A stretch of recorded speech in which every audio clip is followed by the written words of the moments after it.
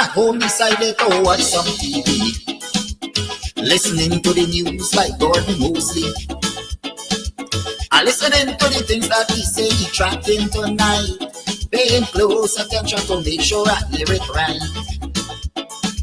But when I hear the things that he mentioned on the news, I had to declare them kind of thing got me confused.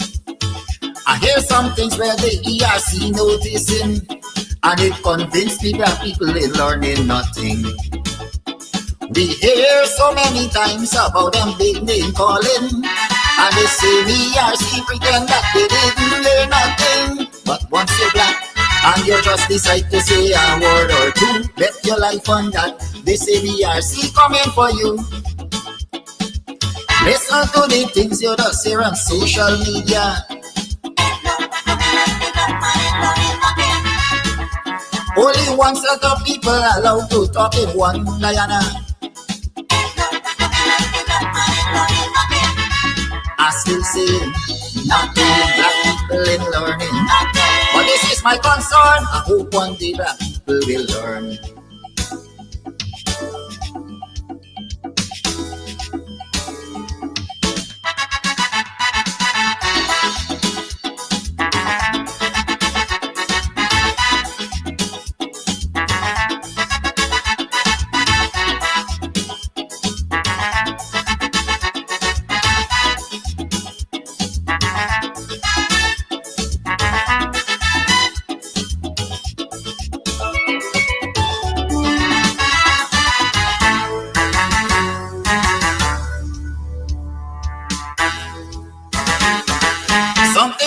ERC that I would like to know, if any of its members happens to be black people, and if that is the case, I want them to answer this call.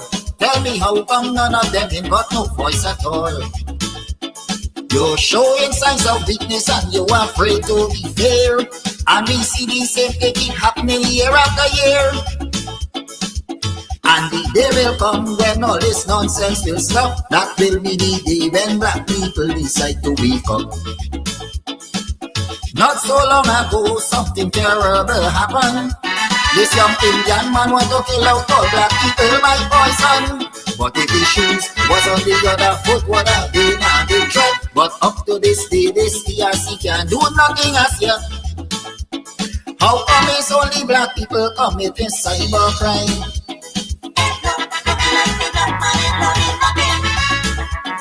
When pretty on social media cussing people all the time,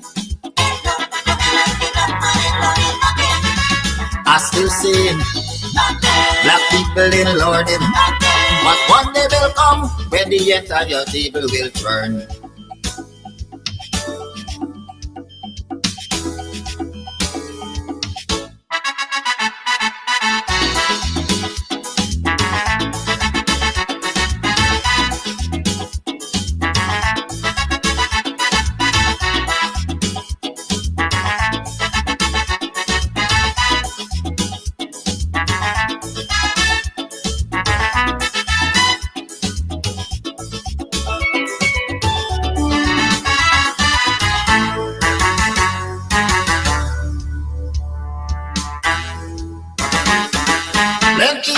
Issues we see they fail to condemn, because these people think that the law is only for them.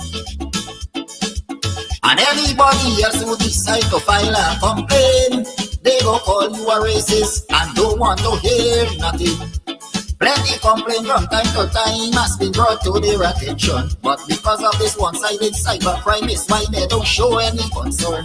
There's only one set of people that they really care about, and black people must take the abuse and shut them out.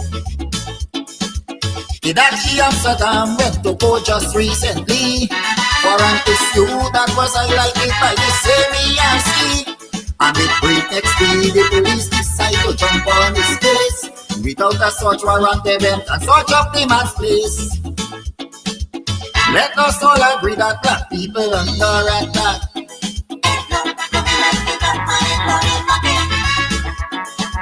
Different laws for you and me just because we black.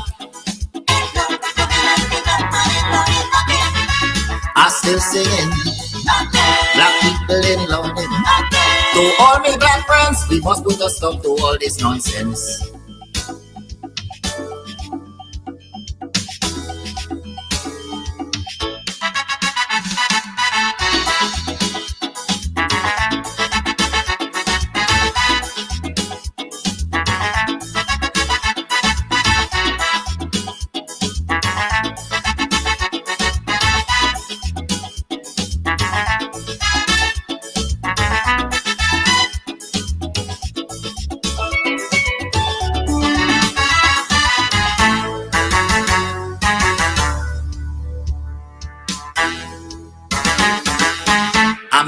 Cybercrime laws to keep people silent, just to make sure nobody criticizes government.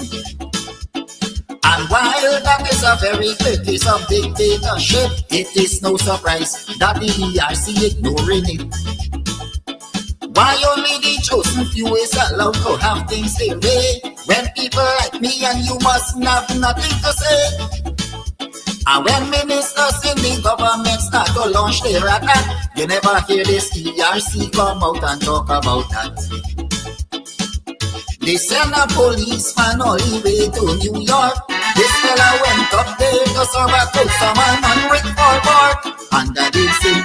This government decide to fabricate a case, but like they forget the warning they get from Lakeisha James. The vice president is prepared to use as a low life.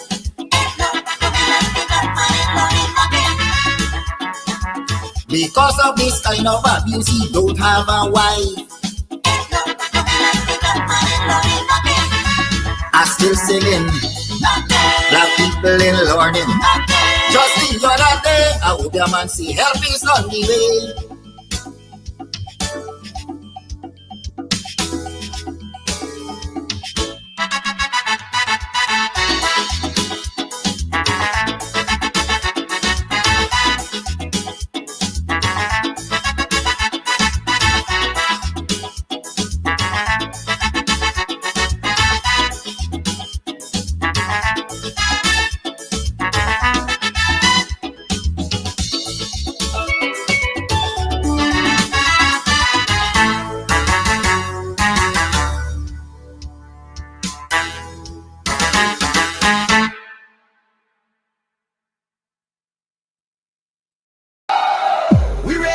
To remove the Guyana. This is it. The launch of the APNU Coalition campaign on Sunday, July 6th on the Square of the Revolution from 4 p.m. Come meet our candidates. Come out and hear about our people-centered development strategy that puts people first. Come hear from our Prime Ministerial candidate, Jurita Fernandez, our presidential candidate, Aubrey C. Norton, and others. On Sunday, July 6th from 4 p.m., the Square of the Revolution will vibrate with a people-powered campaign. APNU, putting people first. We ready, time to remove the curse. I'm feeling it now. All right, so today we are here at Club Twilight up in Buxton, and we are here to talk about all that's going on up here. Trust me, if you are on the East Coast, you're in Buxton, you're in Tongue, you're looking for a place to get away to, this is the place. The Cutters, mwah. Listen, I'll be having some just now again. We'll talk about that. And then, of course, the ambience is beautiful, fully air conditioned. The decor is on point. The music's on point. Everything's on point. It's just me. I need some work. But everything else that belongs to this club here is on point. So if you want to find a nice little place where you can just drive out of town and have some drinks, have some food, you can call, you can order your stuff and just take it. You don't have to stay. Or if you want to stay here, that's what's up. And of course, they have special events for Valentine's. You can rent a hall. You could rent a hall, honey. You could rent a hall for weddings, for birthday parties, to have a bash. I hope he edits that out. But you know, whatever it is, this is definitely the place to be. So it's on Sideline Dam. You definitely want to ensure that you check this place out. But it's on your to-do list. All right, on your to-do list. This is definitely the place to check out, you know, a really cool, chill spot here in Buxton. I like this. This is Buxton needed this. We needed this. I needed this. You definitely needed too. Thank you. All right, so you might be wondering where we are. Still in Buxton at Club Twilight. That's where we are. So Club Twilight also has like an Airbnb as well. So you could come, drink, drunk, and come in the back here and lie down. Look at that. Look at that. Perfection. And the people come in the room and so on. The bed sheet matching the blind, matching the carpet, matching the this, matching the that. We know but we things in Buxton don't play with we.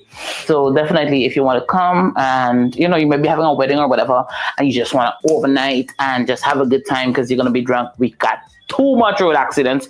So you definitely want to come, drink, have a good time. They have several rooms that you can rent. You have your toilet, you have your bath, you have your sink, you have your dining area, you have the bed. This is nice. I like it. Anyways, to my friends and my family, if you're looking for me, I'll be overnighting. Also, for those persons who are traveling in from overseas, you want a nice, cozy place out of town, then Club Twilight, call them up, look them up on social media. They have their own Facebook page, and ensure that you come up the side and have a good time. Have a good time. Have a good time. I'm sorry. That's it. Don't be a victim. Beat the heat with EC Crystals. Party ice in large and small quantities. Call 682-7981 or visit us at Club Twilight, Sideline Dam, Buxton North. EC Crystals, pure party ice. Planning a party? Worry no more. We have all the supplies you need. At EC Party Rentals, we have folding chairs, folding tables, square tables, round tables, long tables, short tables, big tables. We have chairs, red chairs, gold chairs, white chairs, crystal chairs, chairs of all type, throne chairs. What you want, we have. Food warmers, coolers, ice, beverages. At EC Party Rentals, we have what you need to have a good time. You plan the party, we do the work. Call us 622-5933. Easy Party Rentals. Let's keep your party going. You can get meat anywhere, but for the best cuts of chicken, beef, pork, mutton, and lots more, check out T&W Harris Butcher Shop located in the East Rheinveld Market Meat Section. Call us on 609-7168, 641-4494. Ask for Rastaman. T&W Harris Butcher Shop for the best in fresh cut meats and lots more. Are you looking for tents to rent? Well, look no further. At EC Party Rentals, Sideline Dam, Buxton North, we have tents in all sizes and colors. All sizes of tents we have. Small tents, big tents, medium tents, extra large tents. Call us on 622-5933. We have what you need. EC Party Rentals. Big on tents. I can't take it no more. I can't take it no more. Can't take it no more. Imagine 18 hours of blackout and you're telling people progress. Cost of living gone up 100%, yet you give public servant less. Mr. President, listen to the people. Search your soul and you will confess. I want you try surviving on the public face, then you're gonna know but stress. Cause I done fed up, you done fed up, he done fed up, she done fed up, we done fed up, the people fed up. You're hiding corruption inside the cup, look how evil set up.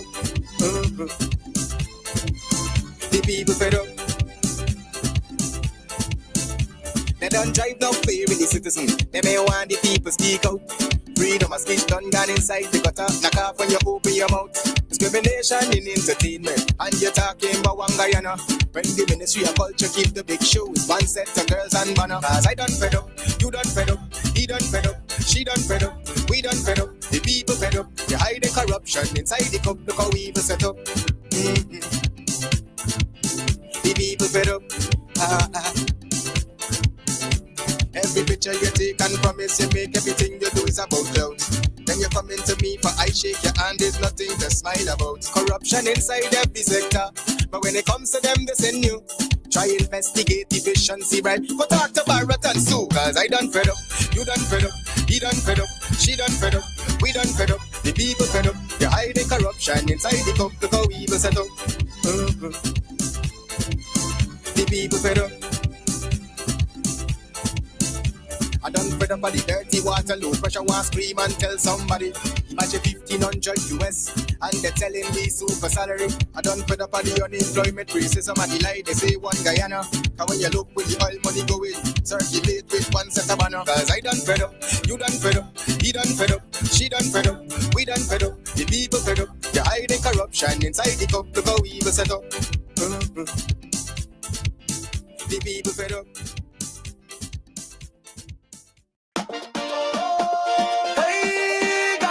Time to rise up, time to move up. Hey, be a new in the place. Hey, we put people first. From Essequibo straight to Berbice, Guyana people want justice and peace. From quarantine water to Demerara Shore, we tire promises, we want more. No more lies, no more disguise. It's time for we dreams to realize. We coming strong with people power. APNU hour, this is we hour. APNU, say people first. We not gonna stop till the blessings burst. APNU, we putting people first. Time to rise up, break the curse. Future bright like a brand new day. We giant lead in a real big way. APNU, say people first. From the top to the bottom, love unity blazing, vision clear. Guyanese strong, no space for fear. We got the rhythm, we got the fire, lifting every village higher and higher. No more fights, no more delay. We come to build Guyana today. From Lettenbush to Bartica Base, every face got a place in this race. We done with the brokenness, done with the slack. We're taking the country forward, no turning back. Who you voting? APNU. Why we voting? Tell the nation. Let we go and claim the prize. APNU, we putting people first. Time to rise up, break the curse. Future bright like a brand new day. We giant lead in a real big way. APNU, say people first. From the top to the bottom, love unity blazing, vision clear. Guyanese strong, no space for fear.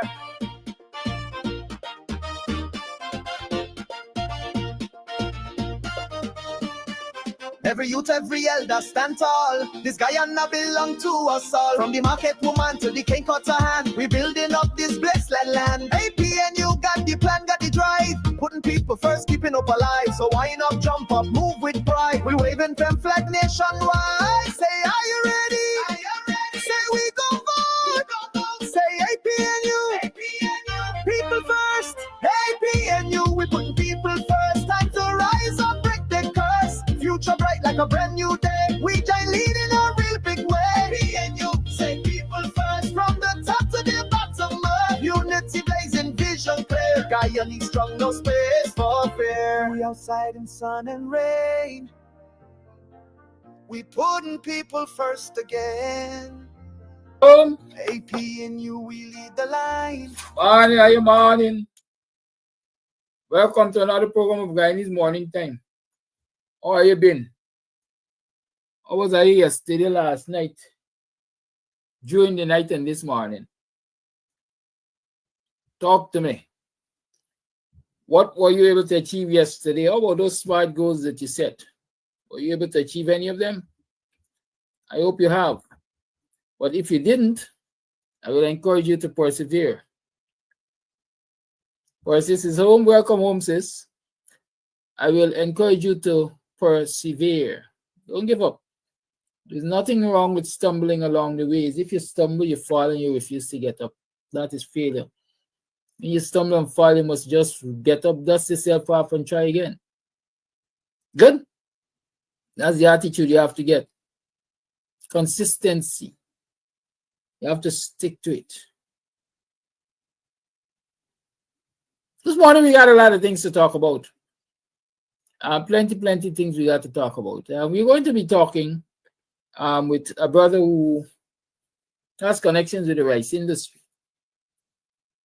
And I asked him to come and share some rice facts, if I can call it that, with us for the simple reason that, you know, you heard the presidents the other day talking about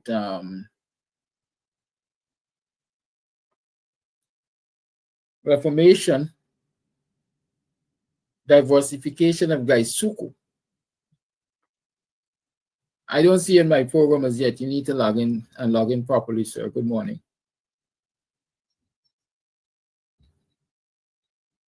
All right. All right, what you got to do, when you click on that link there, it takes you to a place and it says enter studio. It will ask you to allow the thing to access your microphone and camera. Good. Allow access to microphone and camera.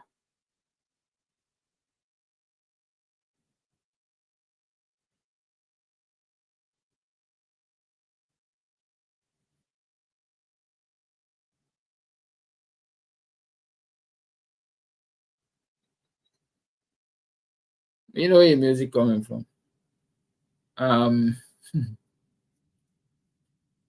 Right, do that. Do that. Yeah.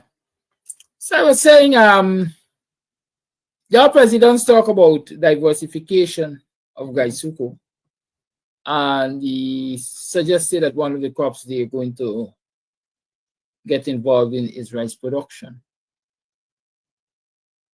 But what a lot of folks might not know is that rice is in crisis in this country.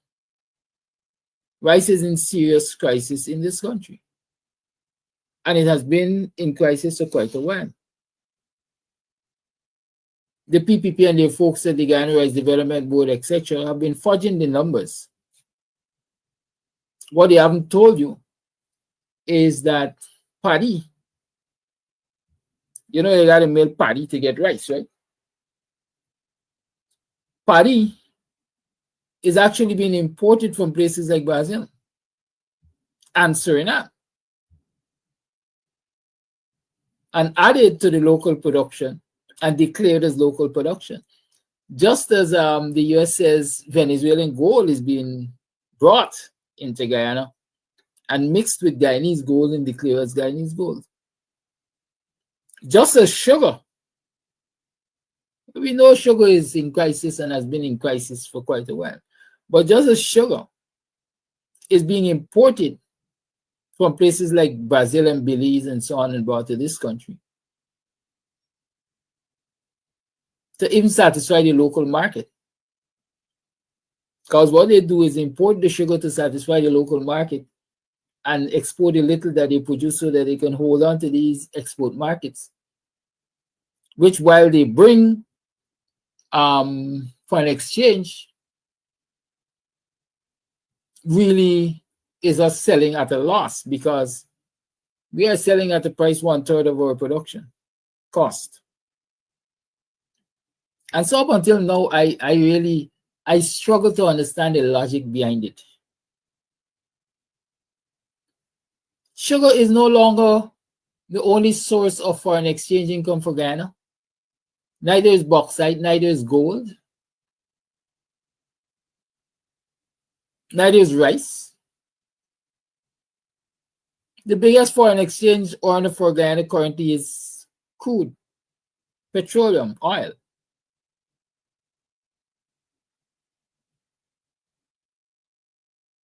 And instead of utilizing the oil income, oil revenue, wisely, so as to ensure sustainability in our economy, so as to ensure we can gradually diversify the sugar industry into something that makes a lot of sense. We are squandering the oil revenue. We're paying foreigners $50,000 a month to tell lies on our behalf. Huh? Are you understanding that? $50,000 a month, 50,000 US dollars a month. It's 10 million. Is it 10 million? Let me see. Yeah, 5,000 is roughly a million. 10, 5, 50, about $10 million a month.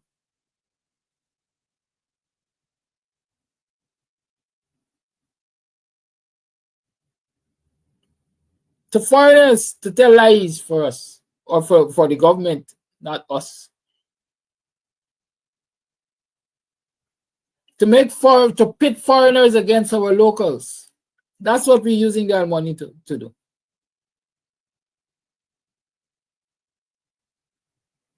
Using our money to build hotels and build roads.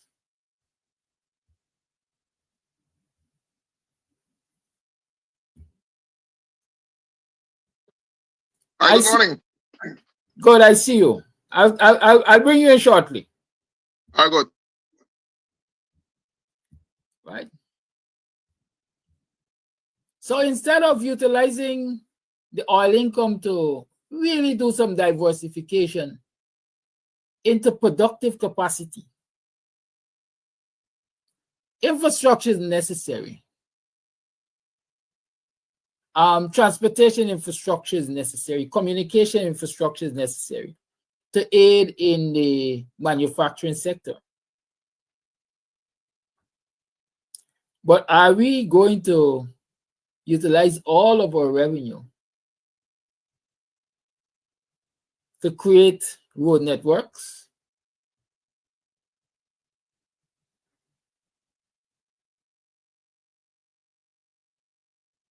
Road by themselves don't increase production. Road by themselves will not strengthen your economy. Hotels are not productive. Hotels don't produce to safeguard your food security, food production. Hotels don't produce to really boost your manufacturing sector. So when they come and they tell us we're making progress, we got 100 new hotels to open along the Ogle to Echoes highway recently opened. Guess the money launderers and gamblers and so on are celebrating because they have sources to launder their money. But what are the real productive activities that will take place? But we're talking about rice. We're talking about the agricultural sector this morning.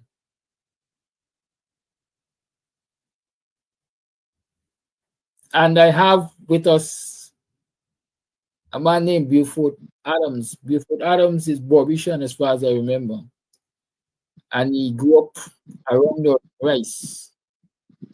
And so when we talk about rice this morning, these people in that time and place, they don't know when to call me. Oh God, I'm gonna call you back later. Yes. So let's invite Mr. Adams. Welcome to the program, buddy. Good morning, my brother, and thank you for allowing me to have these few minutes on your program. Yeah, definitely. Let me declare that you and I became acquaintances while the APNU was in office in 2015, that 2015-2020 period. And I've had many conversations with you about rice and the rice industry and fertilizer and discrimination and racism in the agricultural sector and so on. And so let me tell you, quite a while I've been trying to get Mr. Adams to come and talk with us. He get bold now. I guess he get fed up with trying to, like I usually say, deal with these monsters in quiet.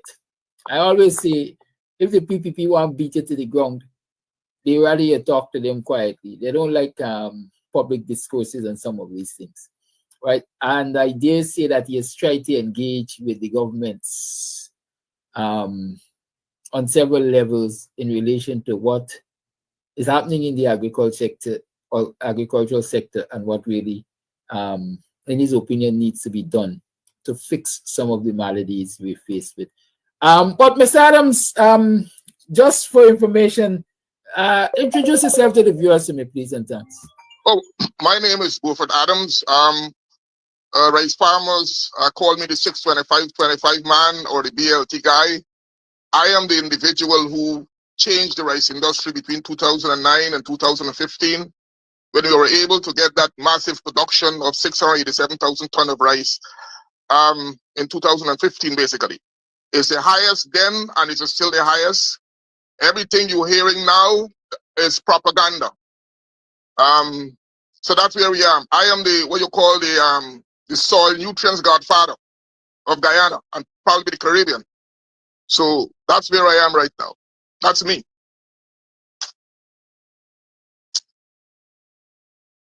So you, Mr. Adams, you're saying that you were quote unquote responsible for the turnaround in the rice industry between 2009, you said?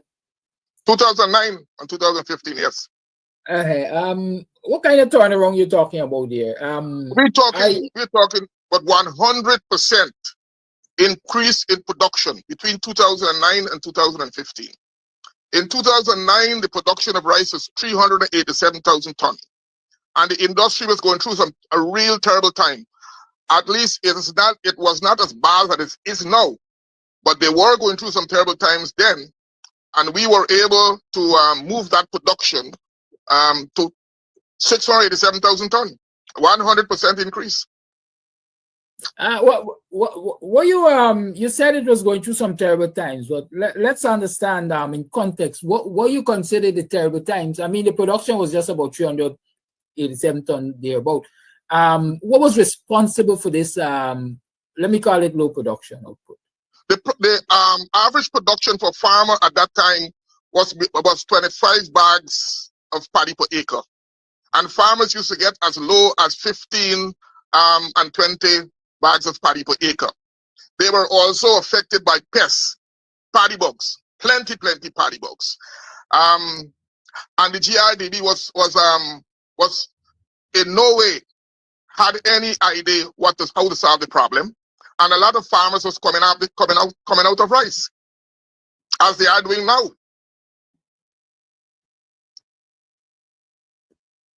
And so your intervention brought some resolution to that, in that yes. The production went about turnaround to 100% increase. Farmers yes. were still in the industry, or I guess some farmers returned to the industry perhaps. What's the magic that was responsible for that, if I dare ask? What's that? What's the magic that was responsible for that turnaround? Oh, we had a friend. I had a friend in the US who was a chemical engineer, and who saw GIDB put out a little ad in the papers that GIDB was going to introduce something called a 6-point to a better rice. And he liked reading Guyane's paper. He lived in the US, but he loved reading Guyane's papers. And he saw this thing. That's 2008 he saw this. And he called me and he said, look, I saw this thing in the papers and I want to help. This guy, he was a fertilizer seller in Guyana, and he's always excited about helping Guyana agriculture sector. And when he saw this article, like it tickled something in him, and he called me and said, look, go for it. I want to help. I know what to do. I want to help. Because the 6-point is something that is being used in all the rice producing countries in the world, all the high producing rice countries in the world. And there is 1 point in the 6-point. There is 1 point. If you don't get it right, the entire 6-point is a waste of time. And that point is called plant nutrition. So he decided to bring a scientist out of Florida, a man called Terence Fullerton, a renowned soil scientist. Came here, he talked to the then general manager, okay, and the general manager gave him the okay to do the trials. We did 30 trials across the country. What the scientists did, he divided the fields, small plots, 1 acre and 2 acre plots. He divided the plots in 2 and tell the farmer, you do what you normally do on the left-hand side, and we will do the new technique on the right-hand side. When I saw the results, it blew my mind. I've been in rice. When I saw the result, it was unbelievable. Between 50 and 100% increase in paddy production. It was crazy. And then after that, we decided to take the results to the GRDB, who was a part of the program. And GRDB said they don't have money to go further than this, right? The man from the US is who spent all his money to do the trials. We took the results of the trials to the fertilizer importers in the country. I said, if you do this technique, we could transform the rice industry. I had a man from GRDB alongside of me who was going around and talk to these guys, Nan Prasad and Hack and all of these. You got to do this thing. These guys said that rice farmers are not smart people. And so the new techniques of fancy fertilizer, they are not going to use fancy fertilizer. They are accustomed to two fertilizer, TSP and urea, and that is good. They would not buy any fancy fertilizer. And I took that personally because I do not believe that farmers are stupid people. Farmers are very, very smart people. All they need is leadership. That's all. So I call the scientists. Well, everything finished. The scientists gone back to Florida. So I was left here with this results, and I have to figure out what am I going to do with this. Mark you, I was in the fertilizer business, but not in this area. I was just bagging and blending fertilizer. I was just bagging fertilizer for the Guyana, the rice industry, and the sugar industry. That is all I was doing. But then here this thing come, this beautiful thing come in my hands, that if I drop it, it will never see the day of light in this country, and Guyana is going to lose big time. So I decided to call the scientist today, Dr. Fullerton, and I said, Dr. Fullerton, look, I have spoken to all the people who normally import and handle fertilizer in this country, including GRDB, and they all refuse to take this thing to the next level. And you know, fertilizer is a big money thing. So I don't have money to go into fertilizer. But what Dr. Fullerton told me is what stirred up something in me. And he said this, I quote, Mr. Adams, is a third world thing. In the year 2000, the government of Guyana had the largest rice expo in this country, in Guyana. They brought scientists from all over the world, all over the developed country, including India. He said he was a part of the program. And the people told them, the scientists told them, that the problem that we are having in Guyana, they were having it in India. And the only way they could have solved that problem is that they had to go back to the soil and ask the soil the question, what is your problem? Then they recognized that they had soil nutrients deficiency. The man said when they did adjust the soil nutrients, their production started climbing non-stop. He said that it did give the government the report. They took the report, they put it in a file in one of the cabinets, yet in dust. Nobody took those reports to the next level. He said in 2004, they invited him to come and do a program in Guyana on the same level that he did in 2009, but not so big, was small, a smaller quantity of lands. He did the report, he did the trials, he gave them the reports, they took it and they put it on a shelf to get dust. So he said, Beaufort, let me tell you something. It's a third world thing. They're only spending money when foreign people get their money for spend, and after that, nothing move forward. So just like how they put it down, you could put it down. And I took that thing to heart for a while. And I said, nah, this ain't gonna happen. I would not allow this to happen. So I told my wife that I'm gonna take it to the next level. And she said, but are you sure you're gonna take it to the next level? I said, yes, I'm gonna do it. And so I called my friend David Christopherson and said, look, I want to take this thing to the next level. And he was very, very excited. He said, what do you want? I said, I need some fertilizers. And I need some boron and some copper and some zinc. Right? He said, how much? I tell him how much I want. And he said, no problem. And the man sent the fertilizers. And that is where it started. But when I saw the price of the fertilizer, I nearly dropped dead. The fertilizer price was high, $9,560 a bag. I can't imagine that a farmer is going to pay $10,000 a bag for fertilizer. So what I did, I reduced the price to $8,000 a bag. I walk from Charity right down to Molson Creek in all the cracks that people planting rice, and with a placard, with a paper in my hand, me and my staff. and talking to farmers about how this new concept is going to help them. Did they buy in? No, they did not buy in for the first thing. So I had all of this fertilizer pack up and nobody's buying the fertilizer. So I moved to the next level. I decided to go back in every community and ask farmers how much rice you just plant. Yeah, plant 100 acres. I said, give me 10 acres. You say, what you going to do with them? I'm going to do a trial. If you get less fertilizer, if you get less paddy than what you get the last crop, I'm going to compensate you. And that is what drives the change.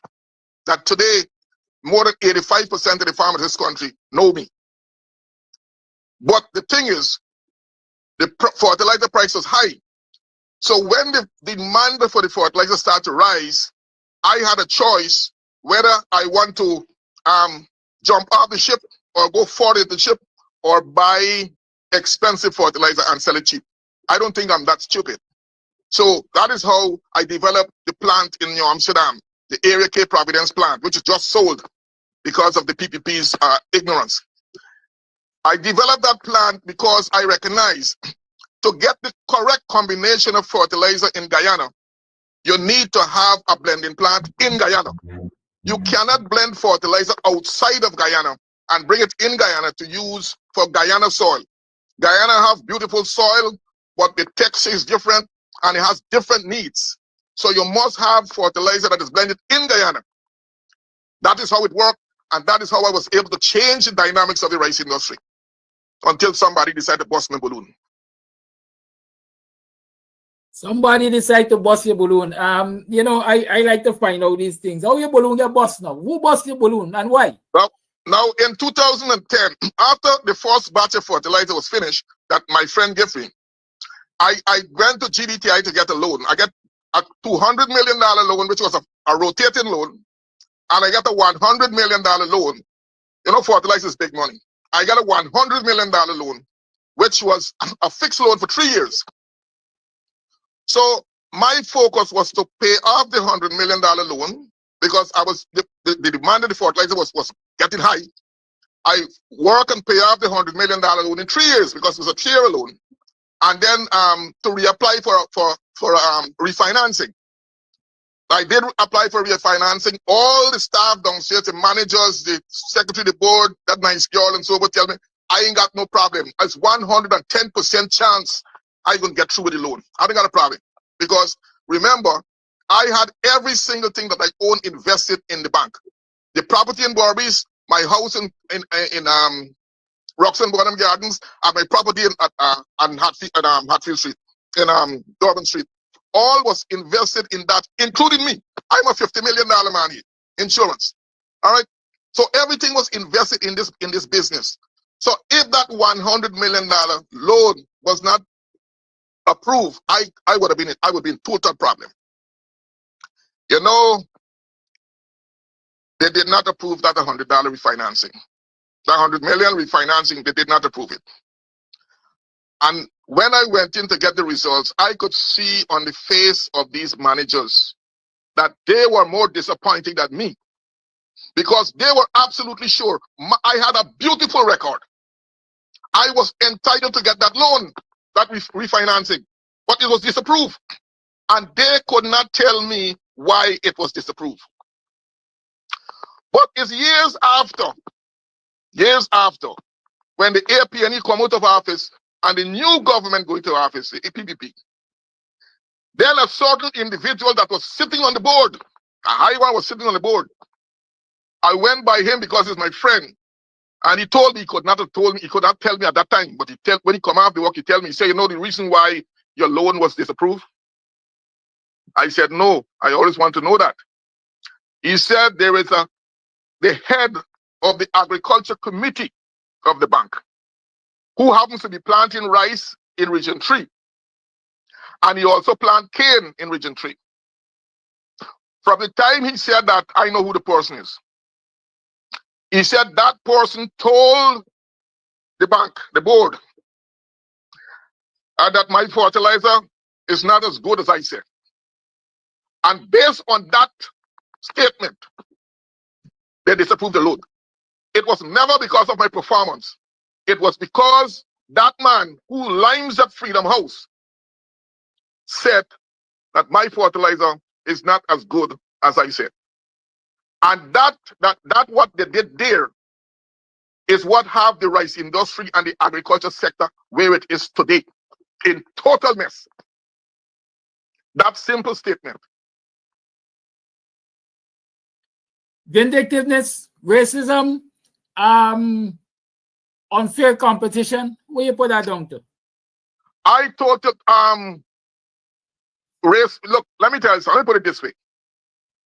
In 2010, when I was doing my construction work, a certain man who lives on the quarantine told a friend of mine when he saw the amount of piles I was driving and so forth, he asked my friend, who is Larry dead now, why is brother putting out a belly like this? He don't know these people. Now this guy's a PPP. He's telling my friend, asking my friend, why is big brother putting out the belly like this? He don't know these people. The man has a conscience and he see that the money I was spending. Let me interrupt you there. You don't know these people. You don't know these people. Which people he's talking about? He's talking about the PPP. These people. Oh, so he's asking your brother, your younger brother, why you putting out your belly? You don't know the PPP. He's asking my brother, black brother, why you putting out? You don't know these people. These PPP people. And then I realized that there are certain individuals in the PPP. I am not going to brand every member of the PPP because I got friends in the PPP as well. There are certain people in the PPP who believe that black people should not have economic gains. And it's high up, very, very high up. And so they would do everything possible to make sure that a man like me do not go further than a two-step. But you see, they did not realize that putting me out of business would actually put the entire rice industry out of business. That's the problem. Rice is in a mess, trust me. Total. All because of that. But I understand recently you made efforts. Let me say this. You can confirm or deny. I understand that you were told if you were prepared to go into partnership with or sell the quote unquote proprietary rights to particular Indo-Guyanese business people, then you're gonna get a bite. Look, here's the situation. I had many people try to work with me, including Nan Prasad and Haq. And they were all told to stand down. Because apparently like one individual in this country wants to dominate everything. He was told to stand down. Okay, they were all told to stand down.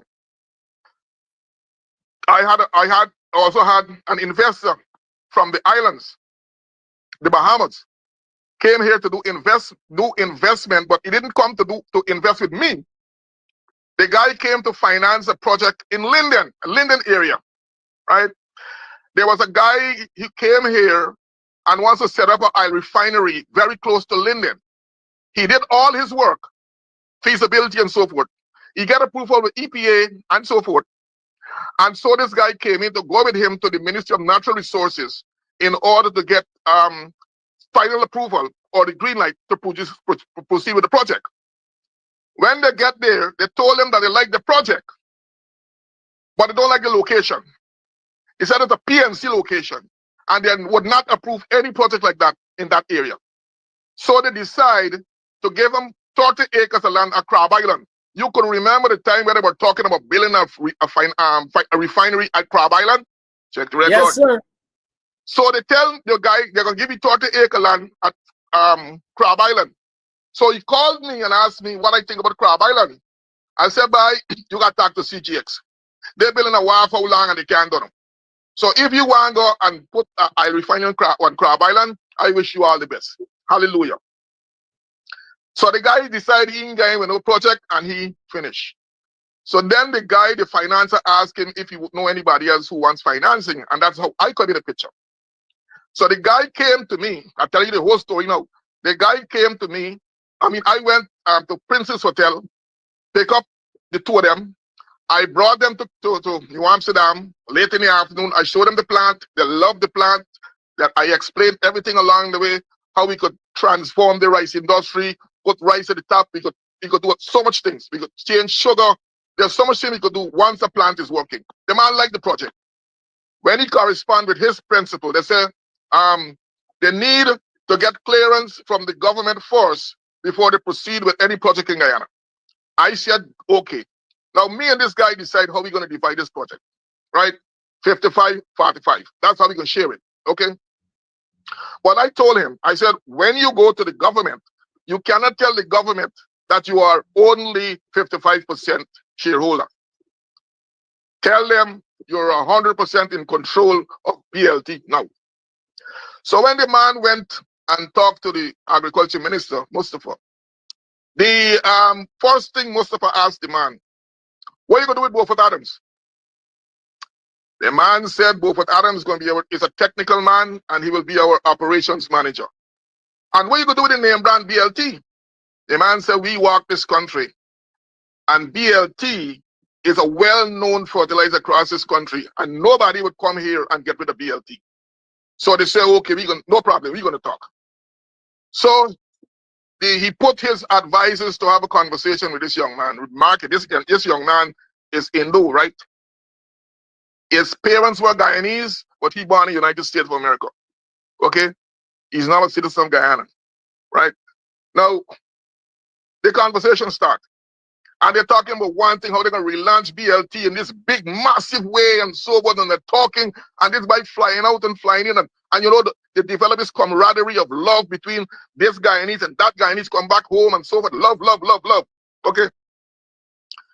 When the conversation was coming close to actually buy fertilizer now,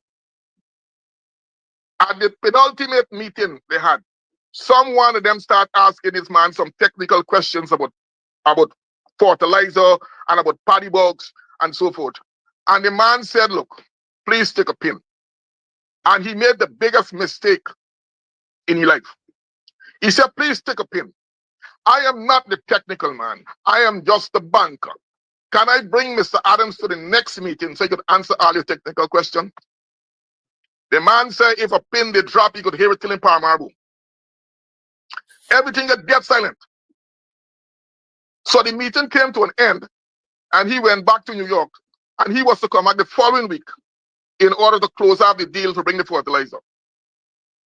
But 3 weeks after, nobody didn't call him. They used to call him every single day, 2-3 times a day. But when he get back to New York after that incident, in 3 weeks, nobody did not call him out. So he called me and said, Mr. Adams, here is what happened.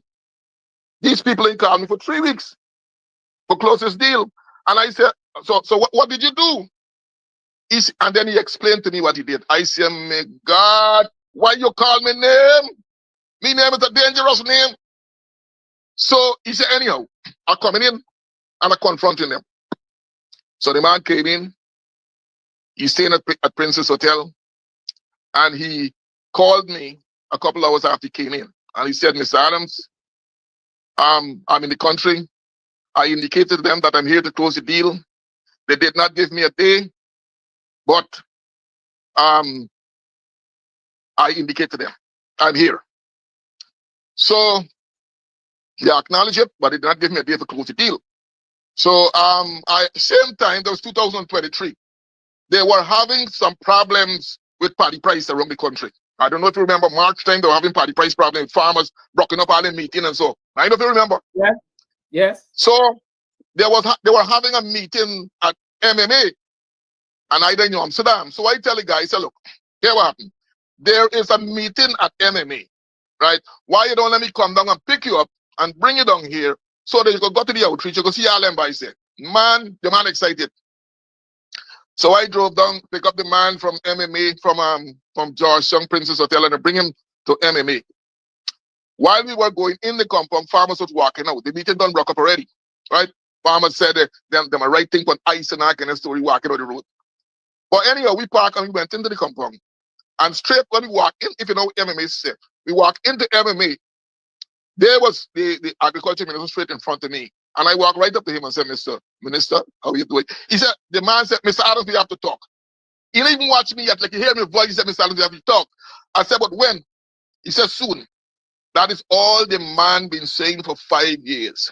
The rice industry is struggling, and he is saying that we have to talk for 5 years.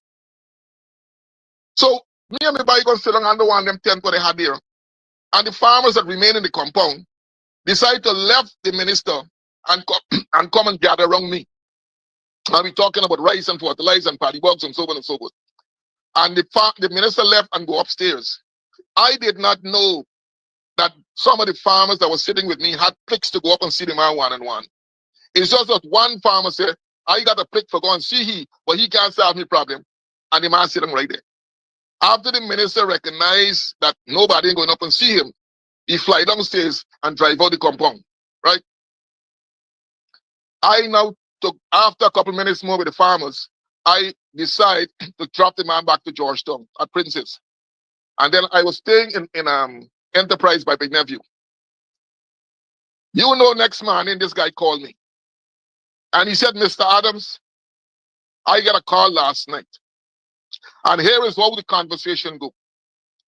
If you want the green light to do business in this country, you have to dump Adams, dump BLT, register your own company, come to we, and we can do business with you. And if by chance you go behind we back and you do business with Adams, we will find a way to put you out of business. Adams got too much influence on the farmers. Now, when you tell a businessman, when you tell a financial man, what do you expect to happen? My brother? Hello? I'm here. I'm here. Some people might say I'm lost for words. You know, this particular story troubles me because it says what a lot of us have been saying. Number one, the PPP and their representatives have a kind of hatred that doesn't want to see African Guyanese get by economically in this country, number one. But on a wider basis, these are people who are supposed to have the national interest at heart. Rice is a staple in this country. Rice is an important commodity in this country. And for the ethnicity of a man who has a solution for the industry is left to suffer. Right? But that's rice. What is happening generally, because I'm not finished there. I'm not finished. Okay. I'm not finished with rice. I'm not finished with rice. Proceed. Let's go. I am saying, this is what I'm saying, because I saw a poll the other day that showed that Region 2, Region 3, Region 5, and Region 6 are going to vote for the PPP overwhelmingly. And I got the feelings about that, because these are rice countries. And if you should take a trip to these countries, these regions depend heavily on rice. And they have been battered by the PPP because of the incompetence and the lack of vision. Okay? If you telling me that because you hate one man, you can punish your own supporters, that is the thing that eats me out. And you are telling me that you're going to vote for this party because of culture, because Cherry Jagan and your grandfather used to play marbles together, that is why you're voting for these people? These people here are not Cherry Jagan offset. These people are totally Alibaba and Fatty Chores. They are not extract from Cherry Jagan. These are different breed of people. So the culture got to change. You can't vote for a man, and let me tell you this, they don't have a solution for the rice issue. They don't have a solution. I am the solution. They ain't got no solution for rice. None. They try everything to bring scientists from India, all over the place to bring scientists from. The last scientist was probably left here about a couple of weeks ago, told them the same thing that I've been telling them for the past 12 years. Our problem is soil nutrients deficiency. The problem is fixing it. It's not a walk in the park. You have to be in the game to know the game. I am in the game. So you can't take a man from outside and want to bring him in the game to play. They can't work like that. So regardless what the PPP do, they cannot fix the problem in the rice industry. They don't know how to do it. They don't have anybody who could do it. They have tried and failed. And I've been talking to them for 5 years. Just let us have a conversation. That's all. You don't have to work with me. Let's have a conversation. They refuse to have a conversation. we could switch to something else now. Yes, I was saying the agricultural industry in general. There are a lot of fallouts. There are a lot of failings. Well, we know what is happening with Gaisuko. At least we think we know what's happening in Gaisuko. The failures there. The fisher folk also are having a tough time. What do you know about those sectors, and what can you share with us? All right, good. The fisher folks on the quarantine, especially. The fisher folks are not getting licensed to fish in Suriname water. So, here where the problem come from. Remember, my mother is from Suriname, was from Suriname, right? And my father's from Barbados, and I born in Guyana. So I am a tri-state man, tri-country man, okay? So I have relatives in Suriname, and so I will have connection with the governments of Suriname. The last one in this government here, I have connection with this government here as well, all right? Now, in 2022, I think it was, Mr. Santoki brought a delegation to Guyana on a lot of matters. And one of the big matters was that Guyana government said they have a paddy that could give 9 tons per hectare. Okay, I got to move doing something. Yeah.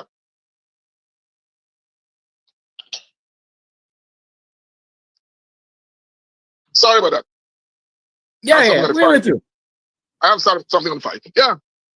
So they came here with a big delegation that they have a paddy that will give 9 tons of paddy per hectare. And so this big delegation was coming, and my friend, a friend guy named Suchit, called me and tell me, look, his nephew is coming over here, and he want me to have a conversation with his nephew. He want me to meet his nephew and talk about his paddy and so forth, that give 9 tons of paddy per hectare and so forth. So I told Suchit that Suriname is having the same problem like Guyana. Bad. They can't ship rice to Europe. Just like how Guyana can't ship rice to Europe, they can't ship rice to Europe because of the same problem. Pesticide residue in the rice, right? So the guy that came over, the delegation came over here, and they meet with the different ministries and so forth and so forth. And this young man, my friend nephew, called me a day and said, man, my uncle told me to call you about this paddy that we're getting, got 9 tons of paddy per hectare. Thanks, man. We're gonna get a seed that's gonna give 9 tons of paddy per hectare. And I said, young man, let me tell you something. Although the seed may have the ability to give 9 tons of paddy per hectare, your problem is not seed. Your problem is soil. And there is no seed that Guyana could give to you that is going to give 9 tons of paddy per hectare.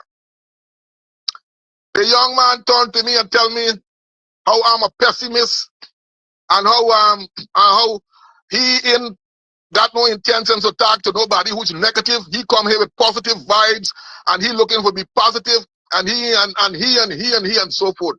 So I say, here, man. So he gonna meet me no more. I say, I don't have a problem. I am just speaking the truth. I say, I can't lie. I'm not a politician. Then I lie. I tell you the truth. Anyhow, one of the things in that meeting too with the minister was they were going to give the government of Guyana 150 fishing license. That was part of the package. You give me the 9 tons seed, and I can give you 150 fishing license. Right?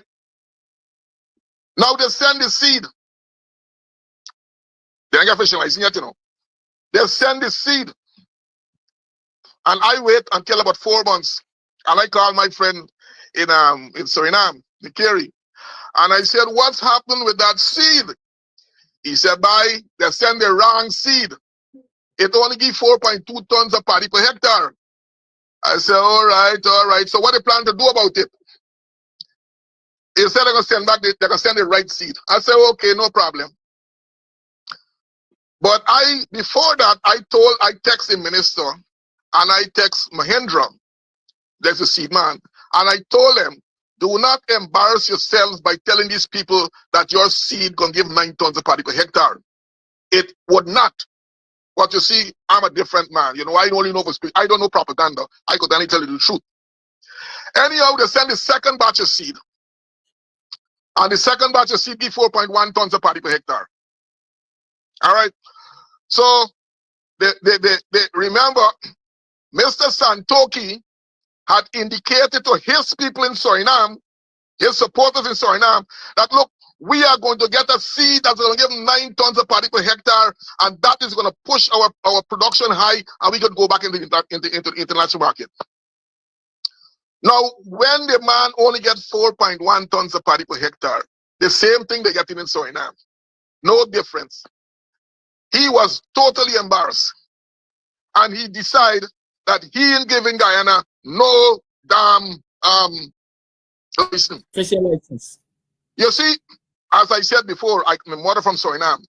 I was able to have a face-to-face conversation with both the president of Suriname and the agriculture minister on separate occasions. And that is how I get to know what was the problem.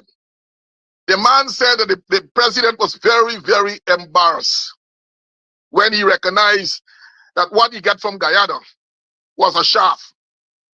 And that is why he decided to forget the idea about giving Guyana any license. So there is where it come again. If you can't fix your house, how you gonna fix somebody else's house? Your rice industry is in a mess. So I am telling the government, that the new government that is coming into being, that if you want to help not only the fishing industry, if you want to help the sugar industry, you have to first fix the rice industry. You see, if we don't fix the rice industry, we cannot fix no other area of agriculture in Guyana. I don't know why I'm saying that. Rice is a short-term crop. It has certain basic principles that you have to use in order to plant the rice. Once you find the correct nutrients and you could apply it to the soil in the rice industry will strive, and you could now piggyback on rice to move to sugar and to move to corn and to move to soybean and everything else. Because getting the correct nutrients for the soils of Guyana is not a walk in the park.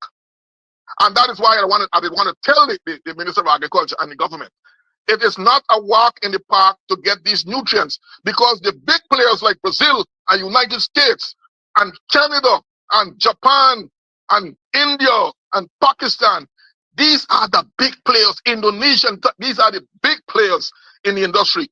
And they would eat up all the best nutrients in the world.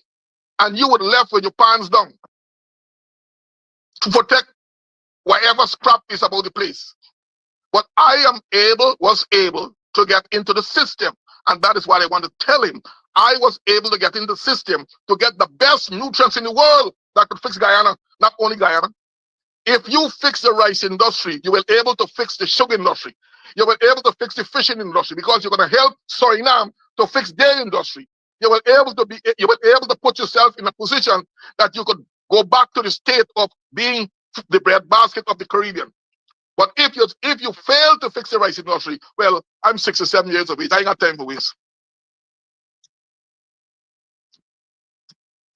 So, you still there? Yes, I'm here. I am here. Well, Ma, you gotta love me for digest this thing while you're rushing me for. So you're rushing me. So let me finish. The rice industry. Let me finish. The farmers in the rice industry are asking me to present myself in a certain way. They want me to lean a certain way that they are feeling comfortable with. They want me to lean the win way. Okay? But I am saying that I'm a Guyanese and I'm a neutralist.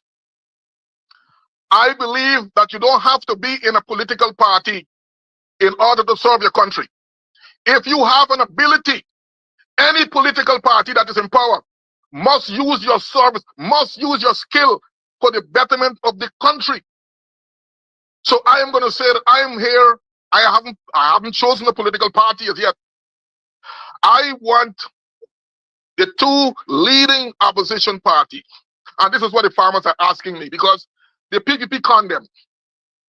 In 2019, the PPP campaigned on the fact that as soon as they go into power, in 100 days, they're going to fix the rice industry.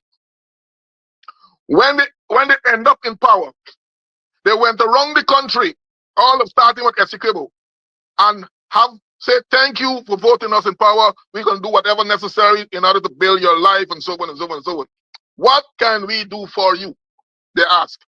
And the farmers tell them, plain and straight, you have to talk to a man named Beaufort Adams. His company named BLT. The farmer said, they run and take down my name and my number and so on and so forth. You mean they're not call you yet? 5 years, they're not call you. When the farmers continue to insist and persist that they get in contact with Adams, they start hollering upon the farmers and say, shut up, sit down, give somebody the mic. You are talking stupidness. So the farmers was left with their pants down. I give you my vote to help me. And I am telling you that the only man could help you in this country is a man named Beaufort Adams. And because the man is what he is, and the farmers just tell me that, because the man is what he is, you don't want to work with the man. So what gonna happen with Abidis? And that's the problem. So what the farmers are asking now, they want the leader of the two main group that is coming forward in the election. Their preference is win. Okay? I ain't saying who's my preference right now. Their preference is win. They're asking me to brace with win. But I'm saying that both political heads must come out and say, make a statement on the rice industry. Because it is not only the rice farmers, you know. The people who are consuming rice are in more danger than the rice farmer themselves. Because our rice cannot go into Europe, and there's a reason why the rice can't go into Europe, because of the high pesticide residue. Now, what are we eating in this country? What are we being given to eat? What is it that we are consuming? The rice is no good to eat, to consume, because of the high. And let me tell you, the pesticide we're talking about is a big man. It's a real big man. They call it all kind of name, but it's only one pesticide that could really control paddy bugs. It's called monocotophos. If you ask your grandfather what is monocotophos, he can tell you what is monocotophos. All right? So, the farmers want the two leaders, everybody got a manifesto, but they want the leaders to come out and say plain and straight to them, pronto, we are going to do everything in our power once we get in office to put the rice industry back on its feet. We are going to ensure that BLT is back in production to help the rice industry. Because if BLT is not back in production, can't eat your dinner. I am not going to give anybody else my secret. As simple as that. I will work with every government except the PPP. The PPP had 5 years. And if you want to put the PPP back in power, if you vote for the PPP, it means that you're giving them the green light to make that brew that Jim Jones should make for give for drink. And that's my statement. Mr. Adams, I noticed somebody saying a man with knowledge and that doesn't share it is just as if he doesn't have knowledge. But foolishness in my part here, from where I stand, because this is business. This is economics. You want my knowledge to improve your economic standing and so on. What happens to mine? I gotta improve my economic standing too. But you've known me for quite a while, like I said. I ask you a pointed question. I am a part of the coalition. Would you be willing to work with me in the coalition to fix this thing? I am willing to work with you, and I'm willing to work with Aubrey, but we have to have one understanding. As I said, I'm 67 years of age, and I don't know how long the Lord will give me the opportunity to do the things that are in my mind that I want to do for the rice industry. The rice industry is a beautiful, planting rice is beautiful, and it's not supposed to be so stressful. As I told my good friend, Senior Rambridge, that planting rice is, you could plant rice like working in an office, like an office manager. And that is how it's supposed to do. I saw it done in Brazil. You could plant rice in everything air conditioned. You understand? You plant your rice today and come back 90 days and harvest. No problem. No pesticide, no weedicide, no fungicide. Just the correct nutrients. That's all. And I did that trial at the research station in 2019. I demonstrated to the scientists at the research station how you could control paddy bugs without using pesticide. And it was successful. Up to today, they cannot release that report because it was successful. They are still trying to figure out how is it that this man could cultivate 5 acres of rice in 200 acres of paddy box infested rice and still come out with 2% damage without using any pesticide. That is a magic. Maybe they believe our phobia. 5 acres of land that I do in 200 acres of infested paddy box rice. And I was only able to come out with 2% damage without using any pesticide, any weedicide, any fungicide. They watch the rice as paddy bug attack today and disappear tomorrow. They can't stay. The environment was not good for the paddy bugs, so they could not stay. And that is what, and they refuse to make that thing public, and they refuse to give me a copy of the report. And that is what is necessary in order to transform the rice industry and make it a safe commodity for us to consume. And the day you're referring to, I would assume, is GRDB. GRDB is aware of all of these positives. Look, man, the research was done. The research was done in GRDB compound at the research station. They had a scientist monitoring this thing from day one to finish. But the government would not allow them to release that. The Thy Kingdom come. They would not allow them to release that. Let me be a little wicked. I like being wicked every now and again. You see the farmers are encouraging you to go to win. Why don't you encourage the farmers to come to the coalition? It's a cultural problem. It's a cultural problem. I throw them. Now listen to me, they're divided. I would not say that all the farmers are going to win because it's divided between the coalition and win. Okay, I would not persuade them because of cultural challenges. Man, let me tell you something. PPP has done a massive work over the years, and you know the cow propaganda, which they tell the families that, oh, black people are this and black people are that. They're gonna rape your daughter. They're gonna this. They're gonna that. They did a magnificent job, destroying the minds of the people. But I'll tell you something. When I was doing my walkabout across this country, and I had to go in some real deep hole, you understand? I have never come across anybody that referred to me anything other than Mr. BLT, Mr. Adams. You understand? These people was mesmerized by what I had to offer them. I did not see no racism. I tell you, I walk in yards and the man walking out and say, look, my wife and my daughter, they talk to them. They're going to tell me to come back. You see, when I come back, they're going to talk to me.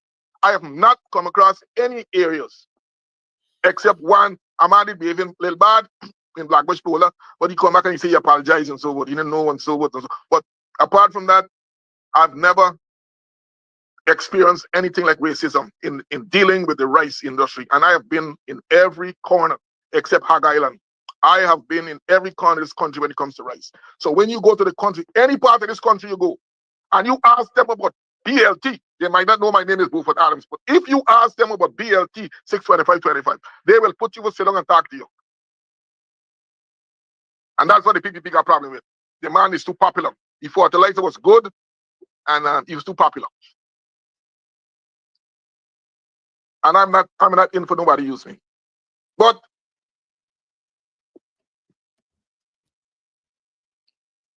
morning, neighbor, morning.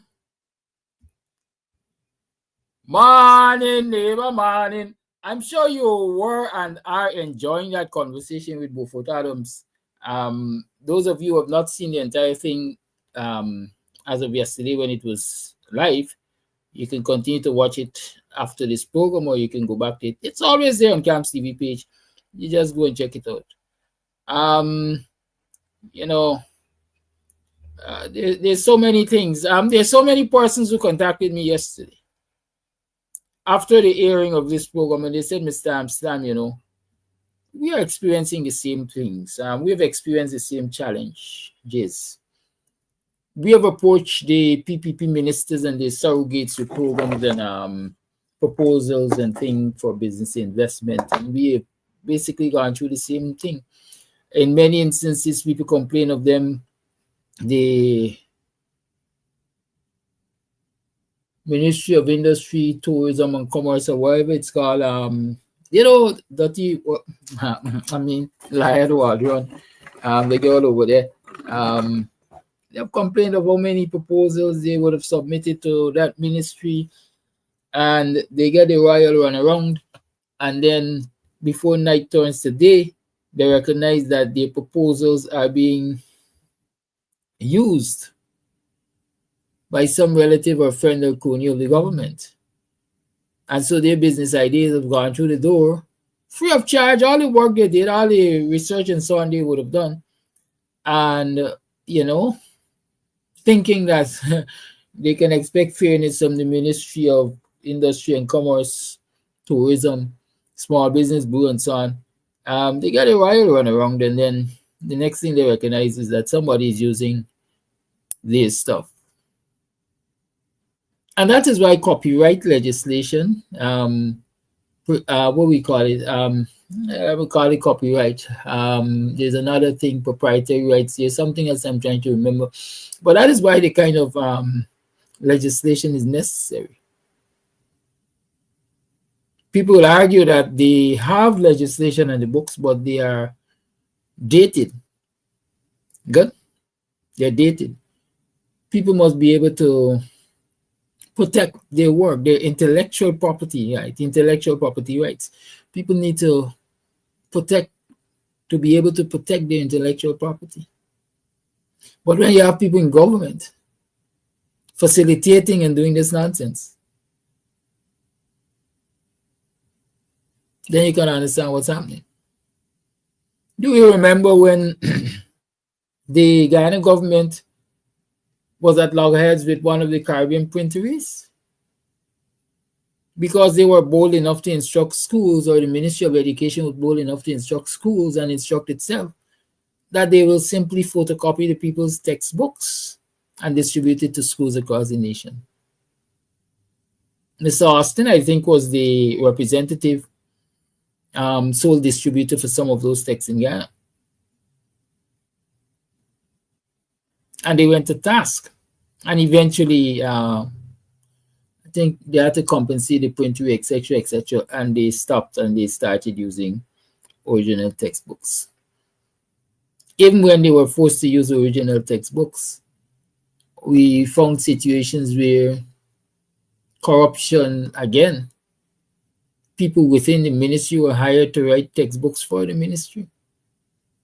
Friends and cronies of the government were hired to print textbooks for the ministry.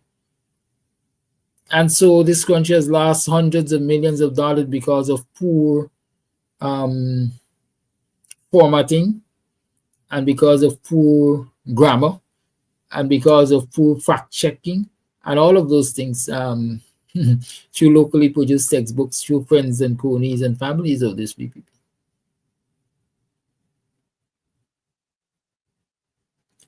One of the persons who spoke to me, I can't give out too much detail about this particular incident,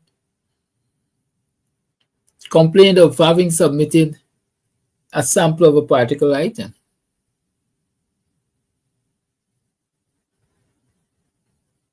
To one of the institutions in this country.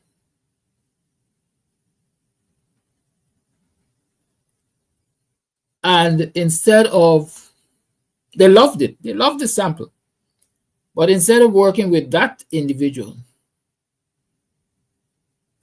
they sought to encourage that individual to work with one of their friends and cronies to produce this particular item. And because there was no agreement, like Mr. Adams is saying, I ain't partnering with nobody, I ain't getting nobody my trade secret.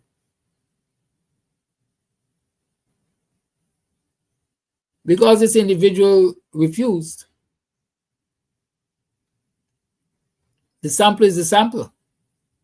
They love the design, but they don't love the owner of the design. And they've tried to replicate it, but they have not succeeded. And so here is a beautiful product that can benefit the nation. But because the creator, the inventor, what you want to call it, the craftsman, craftswoman, doesn't look like their friends and favorite and cronies and is not willing to play ball with them by selling the proprietary rights, they can't do no business. And I'm talking about, let me give you a number, right? I'm talking about a contract that would worth in excess of $150 million. So the money is too much for somebody of African descent to earn legitimately through government sourcing. Unless you partner with my father, unless you partner with my mother, unless you partner with my auntie, unless you partner with my cousin, you can't get no way. Is that the kind of society you want? And then they say, them black man lazy, them black man can't do business, them black man this and black man that. I see this early morning, cockatoo, Harmond coming to ask us, where did your guest plant his first rice crop? You don't have to ask my guest or ask me where he planted his first rice crop. This is a man who has come publicly and said, hey, I walk from corner to corner of this country and talk with rice farmers and supplied fertilizer to some of them who were willing to take a chance outside of the racism. Go ask the farmers, you walk from corner to corner and do your survey and prove my guest wrong. Prove him a liar. Call Mustafa and ask him, prove him a liar. Call those at GUYANESE Development Board and prove him wrong. Don't ask me. Because if I were to tell you, you're going to doubt. So, anyways, it is 20 minutes to 8 o'clock hour. It's Thursday. It's the morning when we engage the good man, Winston Jordan. And so let me call Mr. Jordan to put another spoke in the wheel of the PPP, already deflated wheel. I saw yesterday, I read yesterday, the Bishop Big Ogle Jill talking about the construction and opening of the Ogle to Eccles Highway. And when I saw the report and they said that they used less money than the coalition had proposed to use to do, according to Jill, the same work, the same project, I immediately said in my mind, this man is a liar. This man has to be misrepresenting the facts because I know that the major road projects that the coalition had planned, at least for that East Bank corridor, had light rail included in them. Y'all know it's a light rail, right? A kind of train line set up in the middle of the road, or in some instances it might be at the corner of the road, but it catered for, let me just call them train. Yeah, it's like call them train, man. Automotive, locomotive, whatever you call them. Right? But it catered for a train in the middle of the road or at some part of the road. Most of the projects that the coalition had planned in terms of road development for that eastern corridor, if I can call it that, catered for that. Tram. Right. Thank you, Jillian. Right? And so I say, I just got to be a madman or a low-down liar, dirty liar, to claim that the coalition's budget was more for the same project. And I'm happy that Patterson has responded. And Patterson has laid bare the PPP and the nonsense. In short, in his assessment, the PPP has paid twice the price for 1/3 of the project. Because a lot of the quote-unquote essentials that were in the coalition's plan for that highway were cut out. They were cut out. Interconnections here and there were cut out. Light rail was cut out. I think it's in Kaichor News. And you perhaps should go over to Kaichor News and read it. And you will see a detailed description of what that highway should have looked like. And you can compare it to what it is now. And you be the judge. Patterson's assessment is they paid twice the price for 1/3 the work. But I'm calling Mr. Jordan. Let me do that right now. Tomorrow's Free Talk Friday, and so we're going to delve into some of these things more in depth.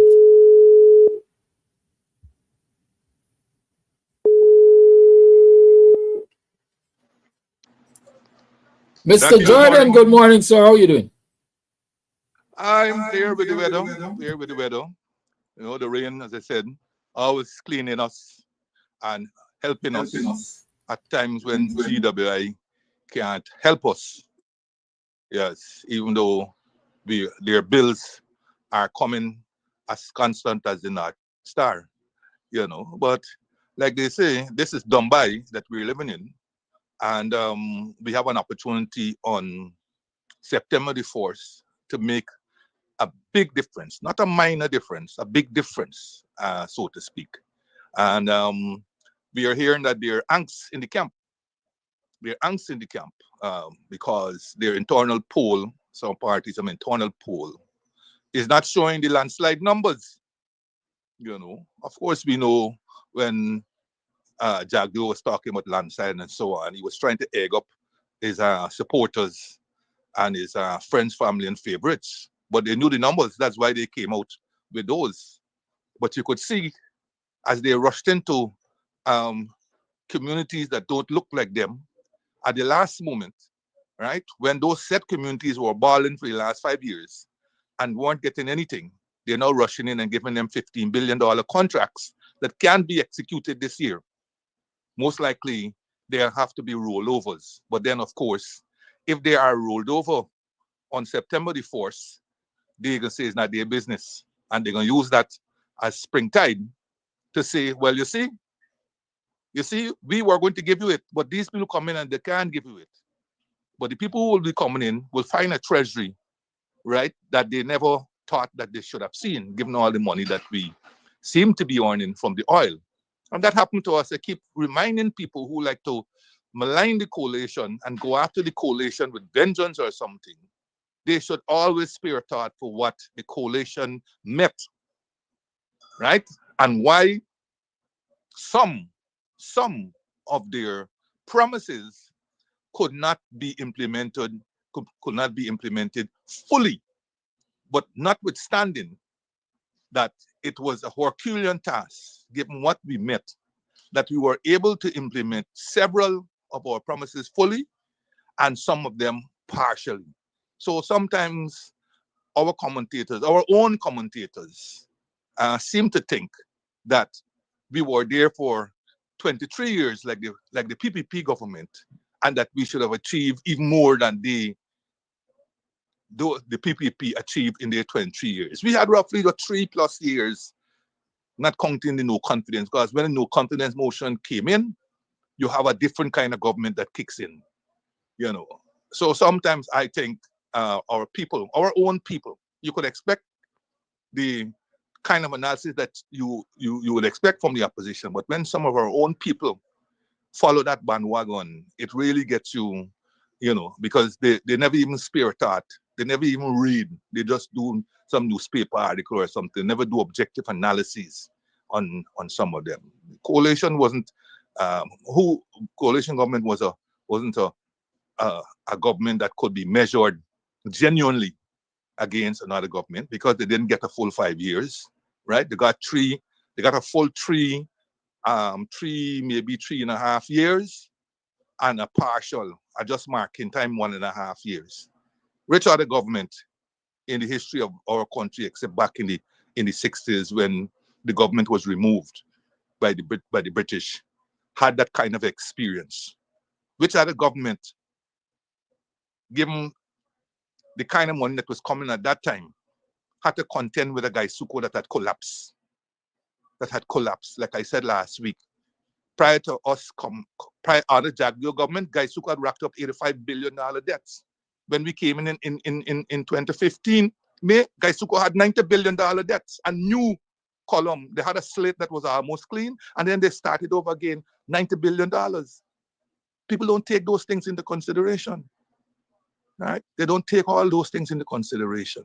Now you got trillions and trillions and trillions of dollars coming in, and yet still people are balling. Poverty hovers between 39% and 48%. More or less the same that poverty was said to be prior to 2019 when oil was discovered. Sorry, when forced oil came on stream. So they haven't made any dent. What they have made dents in is roads, collapsing roads, concussion roads, and so on. That is what they've made dent in. Buildings that you build today and they collapse in 6 months and so on. They've made that, but they haven't made a dent into poverty. Facts are stubborn things. They don't lie. And that is why up to this late stage, the Politburo has to run up to their communities to share out $100,000 again, plus hamper.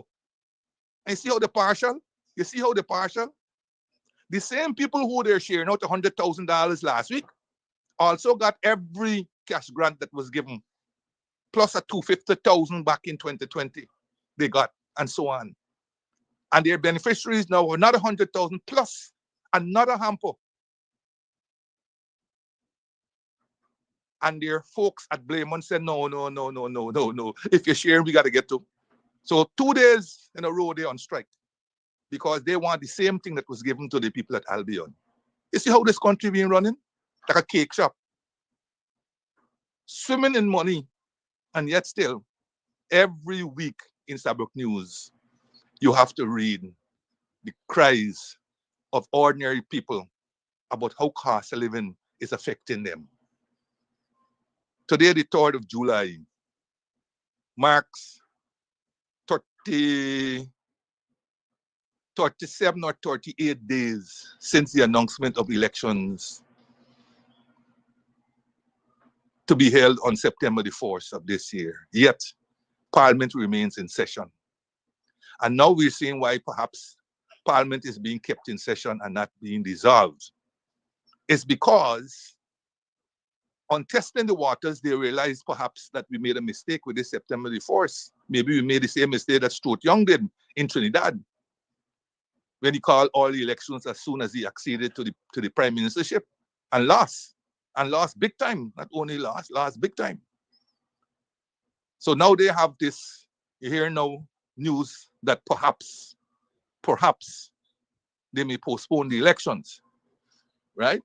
And people saying they will be covered legally because Parliament is still in session. Parliament has not been dissolved. Well, we will see where that goes. We will see where that goes. I know, while they may have the might of the law and so on behind them, that the might of the international community may not be that forthcoming. And so we got to press ahead and mind our own business and stay on course and stay focused and continue to have an eagle eye on the shenanigans that are taking place at GCOM and in the government, even in an election year, and make certain that we don't get sidetracked into blind alleys, right? Because this is the time when you can easily get sidetracked into those blind alleys, all right? That is by way of opening, which dovetail quite easily into the introduction. I just wanted to take the opportunity of wishing our diaspora folks happy independence, those who have adopted America as their new homeland. Happy Independence Day. I know you will have had to study it to be part of the citizenship, the naturalized citizenship of America. I think tomorrow represents the 249th anniversary, if I remember well, of American Declaration of Independence declaration, because I think it was on July the 4th, 1776, that the 13 colonies declared their separation from the mother country, Great Britain, and declared themselves independent, 13 colonies. And so tomorrow should be the 249th anniversary. I hope our diaspora folks celebrate with their other folks and celebrate without accident. As you observe the fireworks, stay away from the fires and stay away from the accident. The roads are expected to be crowded. That's my understanding, because relative to last year, gas is cheap, relatively cheap this year. And so there'll be more people on the roads as they visit family and so on. And for the long weekend, tomorrow being the holiday, and then Saturday, Sunday. So stay safe, but enjoy the barbecues and whatever else you have. And Monday will be another day. It will be a holiday, of course, in Guyana. So by that time, you will be celebrating with us also. So the Guyanese American, you got two holidays, as we say, wap wap, Friday, tomorrow, Friday. And you'll have the regular Saturday, Sunday weekend. Then Monday is CARICOM Day in Guyana. All right? Of course, you got to go back to work. So don't worry too much with me. So enjoy your American Independence 249th. We are at 59, nowhere near 249. But hopefully, we will get there. We will get there. And one certainty is that all of us alive today will not be there when we reach 249. That's a certainty. That the probability of that happening is absolutely zero. So, but we will get there, right? And those who we are leaving behind and so on, well, they will know, and they perhaps will transcend to us via the spiritual part and the transcendental part, how we look when we come 249. A long way to go, and I hope what is going on right now in Guyana, and in terms of the internecine strife and the racism and the discrimination and so on, that along the way we will learn lessons.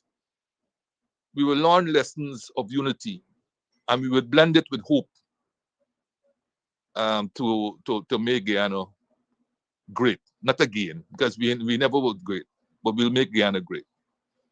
All right, so a couple of things this morning. I see finally the government has decided to pay the 8%. The 8% that was agreed as part of a multi-year package with all of the unions, with the exception of GTU, where they had agreed to a 3-year package. So GTU salary for next year is already fixed. Whereas for all others, the agreement ends this year, right? So the multi-year agreement that was signed last year was in respect of 2024 and 2025.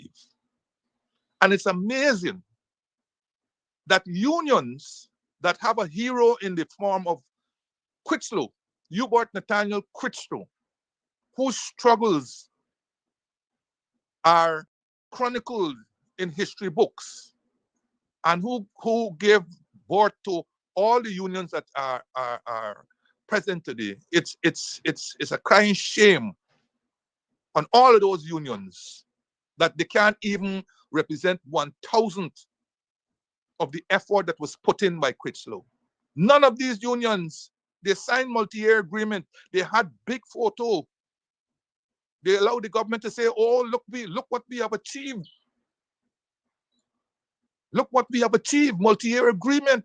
Not happened with any other union outside of GTU and blah, blah, blah. And yet these unions could not get the government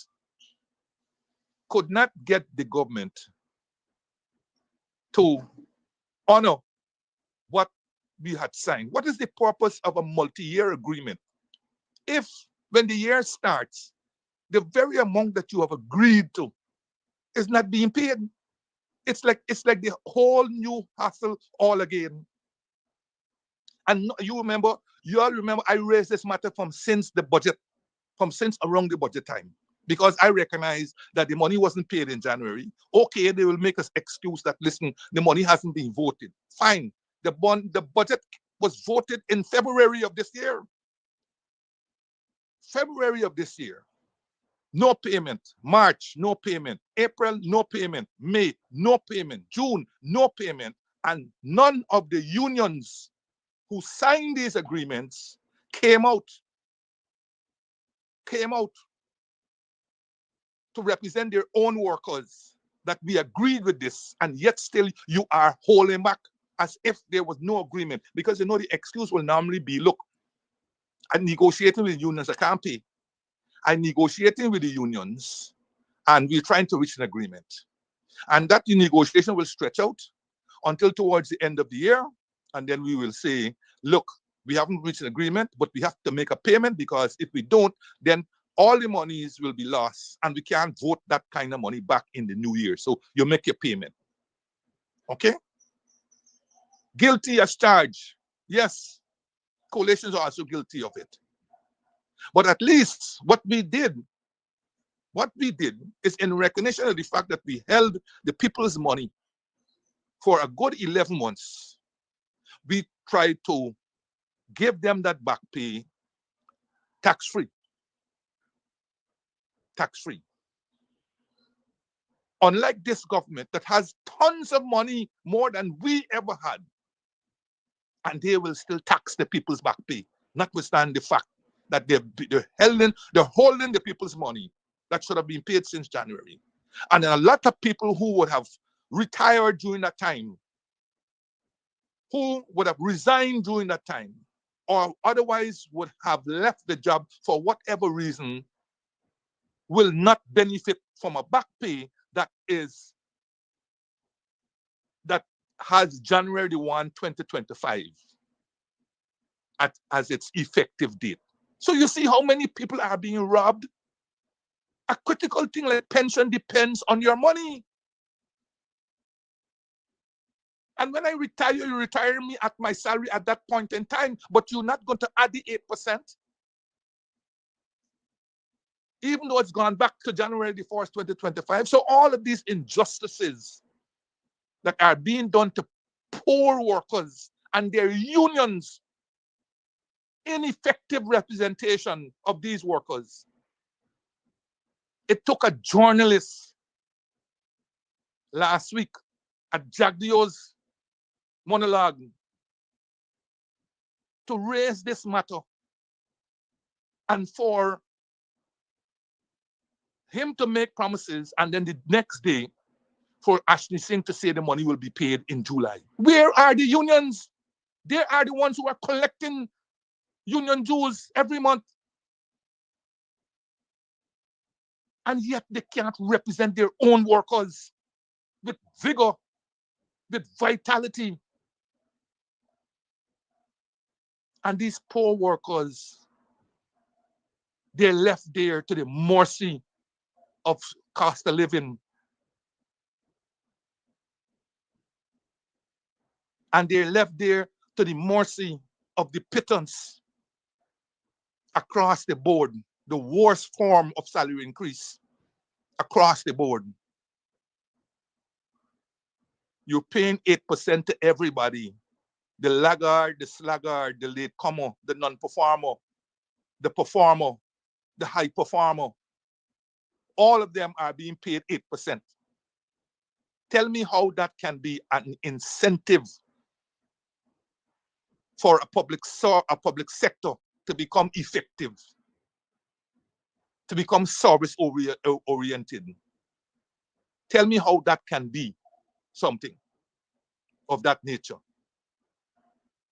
The 8% already, I saw, sometimes I made a comment on this chat line a couple of months ago, where I said, book sense without common sense is nonsense. So a couple of weeks ago, I think I saw a guy with a PhD, a doctor something, he's a teacher somewhere in North Carolina, saying how things are better in Guyana than in America.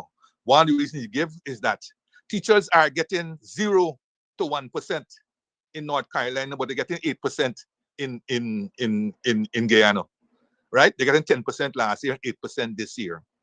Whereas some teachers, most teachers in North Carolina are getting 0 or at most 1 or 2%. I mean, these guys with PhD making that kind of comparison. Making that kind of comparison.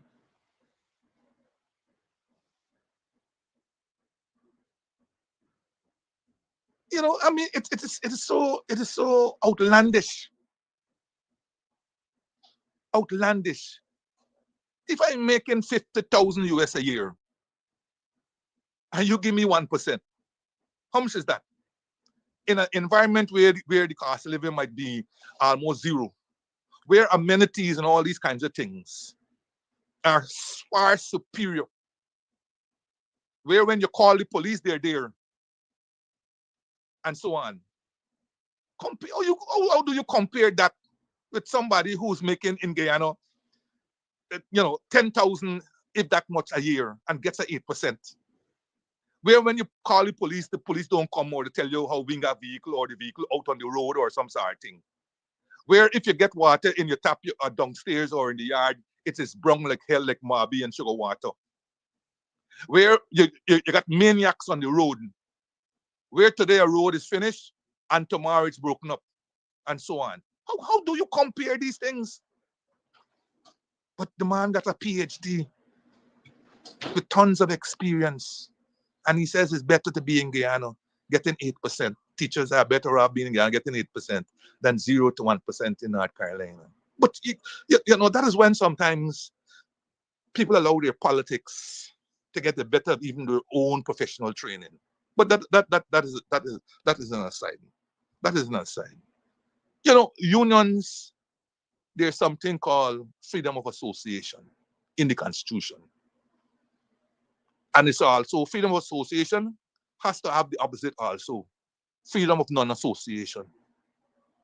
And when you see increasingly, because unions don't seem to understand that relative to Critchlow days, things have changed dramatically. Technology and all these different things, AI now and all these kind of things are going to impact on workers and so on. And so unions got to assess their relevance. And they have to be able to show workers why I should be paying a monthly due to you. Why? Why I should be a part of the union. Don't go back only to Critchlow, what Critchlow did. Critchlow did an excellent job in the time that he came. But you sign a multi-year agreement with the government. This multi-year agreement says 8% from January 2025. January comes, the 8% is not there. February comes, it's not there. March, it's not there. April, it's not there. May, it's not there. June, it's not there. And you are silent. All the unions were silent. But let me give GPS, who I think they came out with some statement, something about 8%. It was the most feeble. It had no sting. Like them married one to me, riding on a bike and a married, make them bam, and clap a sting on you, you almost fall down right in front of the traffic, they're nearly dead. It had no sting. It's one of them perfunctory statements. It didn't have something that say I represented the workers here and those poor workers. Now you're forced to pay it in July. Good? You're forced to pay it in July. And spare a thought for the fact, once again, that the president's own will be paid tax-free. The president's 8%,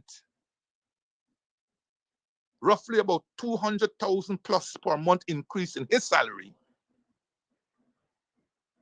will be paid tax-free. And if I adjusted his tax-free 200,000 or thereabout for taxes, his increase will be more than perhaps the starting salary of a doctor,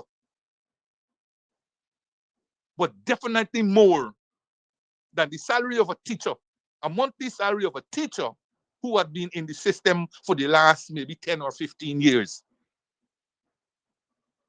What a comparison. What a comparison. Couldn't this cabinet, this government here that claimed they didn't want the increase that the coalition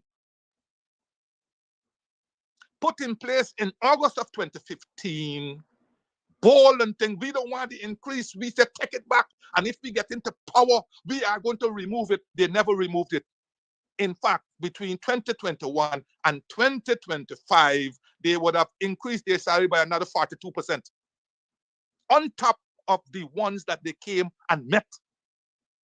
But they quick for run out there, and the coalition increased the salary by 50%, notwithstanding the fact that it was only 13 senior ministers who got a 50% increase. And our good folks like the junior ministers like Annette and all them, they got a 20%. Vexed like hell. The seniors got 50 and they got 20. Yes, 13 ministers got that 50%. That is the amount that they go around all around the place telling how coalition come in and increase the salary by 50%.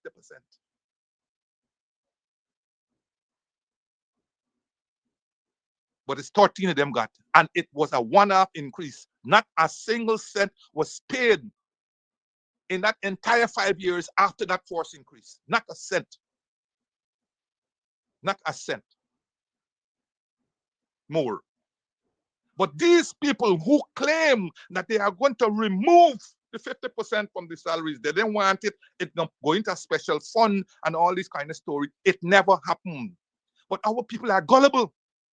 Gullible. They don't remember these things. They allowed it to slide past. And the person who was making it, he was never held accountable for his statements. Never held accountable for his statements. They came in and they added another 42% on the salaries that they came and met in 2020.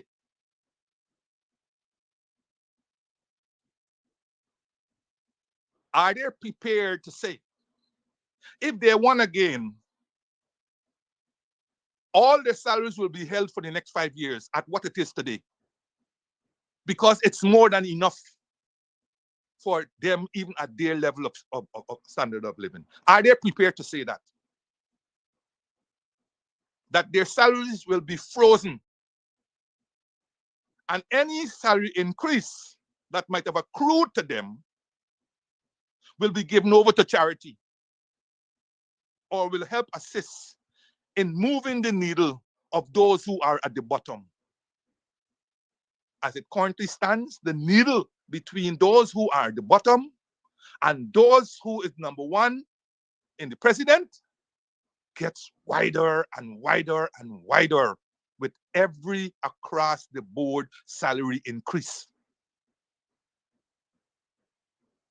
Now I heard Norton says that minimum salary go up to 200,000, and I have no problem. I am absolutely glad if he can get there and get it into place. But I want him to also say that his salary as president will be frozen for the 5 years.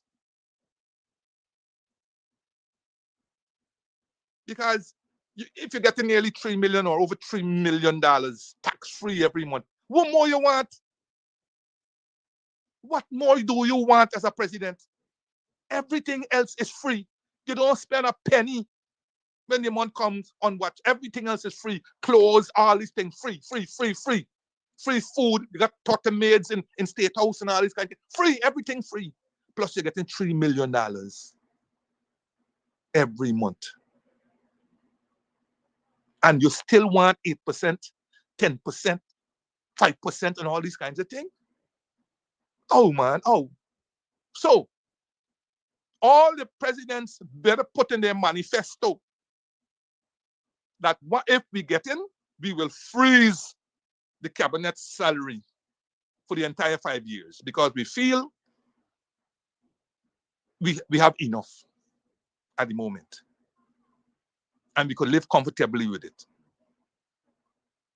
That was the intent behind the freezing of the salaries at August of 2015. You didn't need much more. Yes, there were a lot of complaints and so on. Because remember, salaries, pensions are attached to salaries.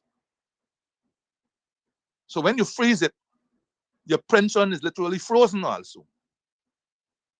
Okay? Let us say that even, let us adjust it a little and say, at the time of the calculation of your pension will be calculated as if you receive all the salary increases that you did not receive. I mean, you could make that an adjustment to the Pension Act or whatever. But the point is, if you want to do something for those poor people down there, we have to show tangible things that we're willing to do, not handouts. Handouts will never bring poor people out of poverty.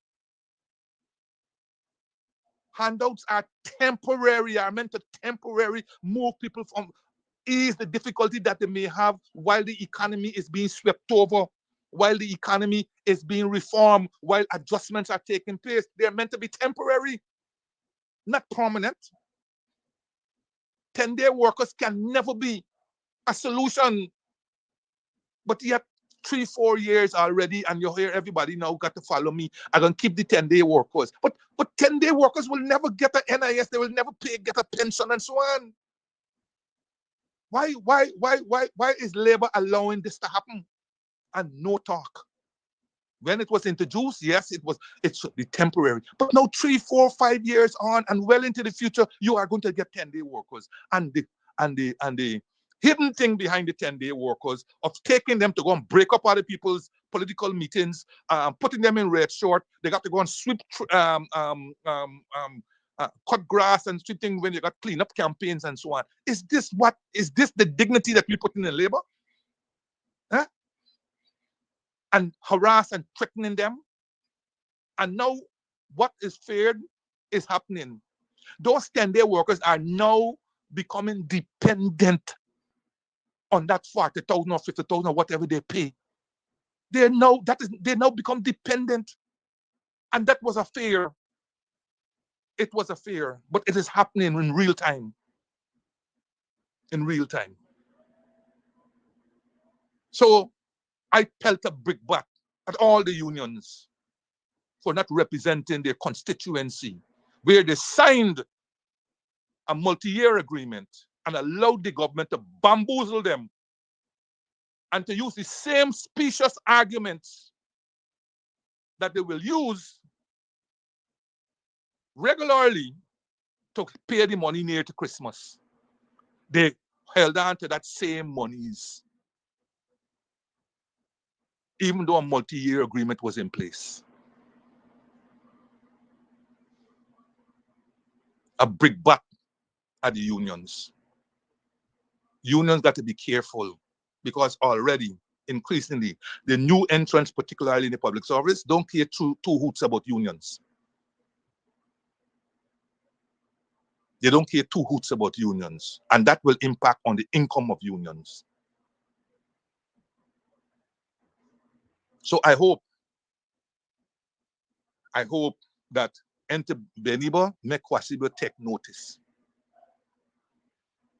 I hope that the unions will consider that when they sign an agreement with anybody, with their the employer or so on, that they must ensure that that agreement is strictly and rigidly enforced. Otherwise, it will make no sense signing no multi-year agreement when you can't get the workers paid at the 1st of January of the new year? What the hell is the sense of signing multi-year agreement for? What?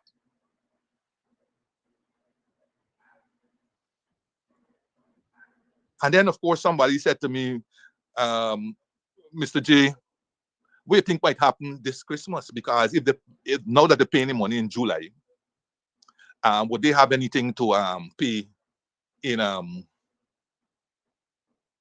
in December? I said, well, perhaps we have to disabuse ourselves of this nonsense about payout in December. Who knows, though? They may be forced to pay a little bonus or a little cash transfer or whatever. But the stakes are high. The stakes are high. But that is for a matter that we don't know what is going to happen. We don't know who's the government on September the 2nd or 3rd when the results come out. And so Christmas is in the distant future. That is, we have to deal with now. We have to deal in the now before we can get to the Christmas. So that is my take on the payment of the 8%. Now, y'all units don't come after me because y'all know I could represent myself. I could represent myself. So if you want to come after me, go ahead. I could represent myself. I'm not the problem. I'm not the problem. Y'all are the problem. Y'all are the ones who put up your hands to represent these workers. Y'all are the ones who are taking the people's money every month. And y'all are the ones who are supposed to vigorously represent them. And in where this 8% payment is concerned, the representation was almost zero. It took a journalist at Jagdio's press conference last week to raise this matter and to elicit a response and to get a further response the next day in terms of when this money will be paid. Why the unions who are the representative of these people could not do it. Second point I want to raise today.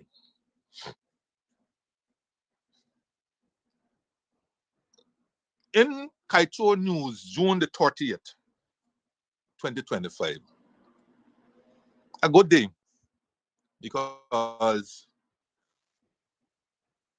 a person close to me was born on that day, my dear wife. We had a nice little one-on-one celebration, enjoying the good Jamaican food and so on. In that Kaito News of June the 30th, 2025, with the headline, President announces second ferry for Essequibo by September. This announcement was made while Ali was addressing a PPPC gathering at a consort at Anna Regina. Well, you know, this is election year, and consorts and mega consorts are going to be in vogue. As to how they're being financed is anybody's guess. But to the people who are attending, I say enjoy. Some of your favorite artists they're bringing at taxpayers' expense. You may never get to enjoy them unless on TV or otherwise. So if you could see them in the flesh for free, then I say go for it. But make certain again on September the 4th, you vote solidly for Green and the Palm.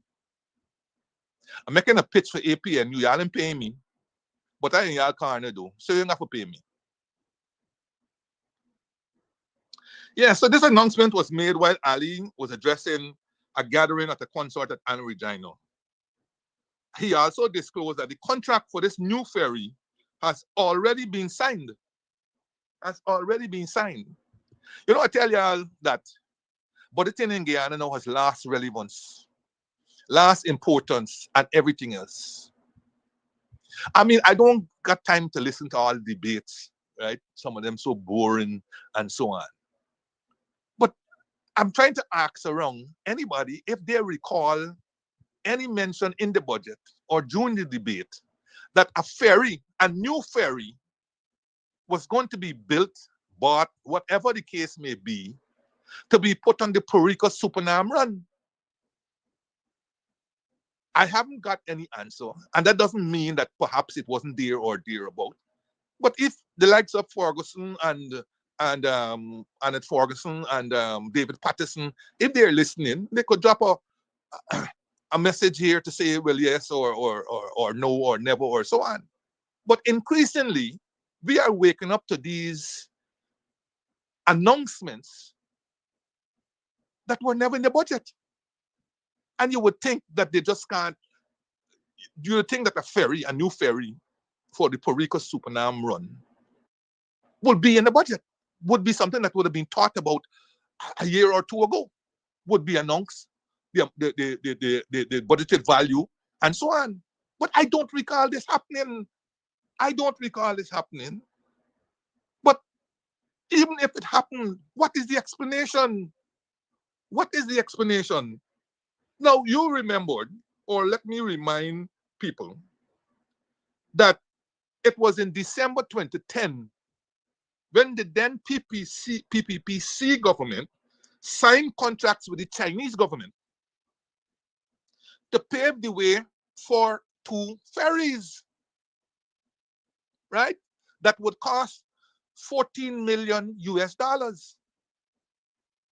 These 2 ferries were gifts to the government out of an 80 million grant that was available to the government again from the Chinese. So they were going to take 40 million out of that 80 million to build these 2 ferries, right? And these 2 ferries eventually came to Guyana. I think they were put into service, I think a year and a half or 2 afterwards, something, I believe sometime around 2012 or something, if my memory serves me well. And they were given the names Kanawan and Sabanto, 2 Amerindian names with meanings to them, right? And in fact, the then Chinese, local Chinese embassy had called these 2 ferries a New Year's gift to the government of Guyana. Well, I don't know if none of our specialists had gone up to China to aid in the design and whatever else of these ferries. But I do know when those ferries came, they were already a problem, because it was said that these ferries were not suitable for our rivers, particularly the Essequibo River. They were not suitable. And if I will backtrack a little bit, the whole project that you had, because remember, we used to go to, the ferries used to go to Adventure, right? The Malali used to go to Adventure a long time. Well, those were boats, boy, built by Sprastons, Malali, Macoro, and the other one I can't remember now. All built by Sprastons locally here. So the original arrival point in Essequibo Coast was Adventure. So now it was going to be moved to Sonam, because these vessels were roll on, roll off. Were going to be roll on, roll off vessels. And y'all remember the whole story? When wharf collapsed, when the whole wharf collapsed and all this kind of story. But anyhow, that's for another time. Be back to these 2 ferries, Sabanto and Kanawan.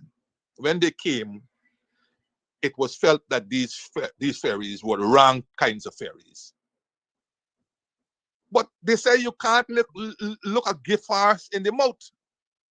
We can't turn around and tell the Chinese, buy this thing here, we can't take it because, it can't work in our waters. You can't look a gift horse in the mouth. So we took it. We took these 2 ferries, and I guess they try to do whatever they can do to make them run the Essequibo. But it was soon found out that these 2 ferries were fuel guzzlers. They were fuel guzzlers, which is another reason why they wanted to take them off the run. But we had no boat by then. You had the aging Malali. God bless her. Aging, but couldn't do the job. So we ended up with these 2 gifts We ended up these two gifts, like two of them things which men are familiar with. Fuel guzzlers that we had to set aside millions of dollars in subsidy every year for fuel and to keep these two boats on the run on that route. Millions and millions of dollars in fuel. These two boats were the two most inefficient boats that had ever come to this country or ever put into service in this country. Two of the most inefficient boats ever. And up to 2022, I think there was in the papers where about $500 million in maintenance was spent in a 4 or 5 year period on these two boats. $500 million spent on just maintenance. So when was the Sabanto taken out of service? Completely. And only the Kana one is left. Because for you to sign a contract and give people the impression about a second ferry, you already had two ferries running that route. The Sabanto and the Kana one. When was the Sabanto taken out of service permanently? And why? And why? That question has never been answered. And unfortunately, even though the parliament is not being dissolved, there's no hope of those questions being asked in the National Assembly and for answers to be provided. But these are materials that, folks, you have to be able to use and put out there, because a lot is sliding by. A lot is sliding by. When these simple questions need to be asked, everybody may clapping and running up and say, oh yes, we're glad a second ferry, but there were two ferries running that route.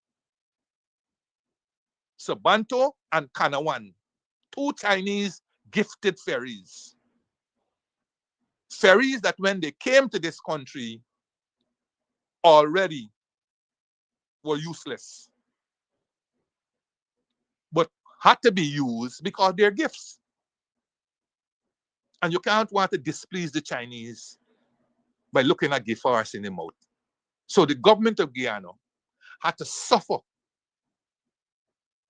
while it attempted to operate those two vessels. So now it will appear that Sabanto has been taken out. A contract has been signed. It didn't say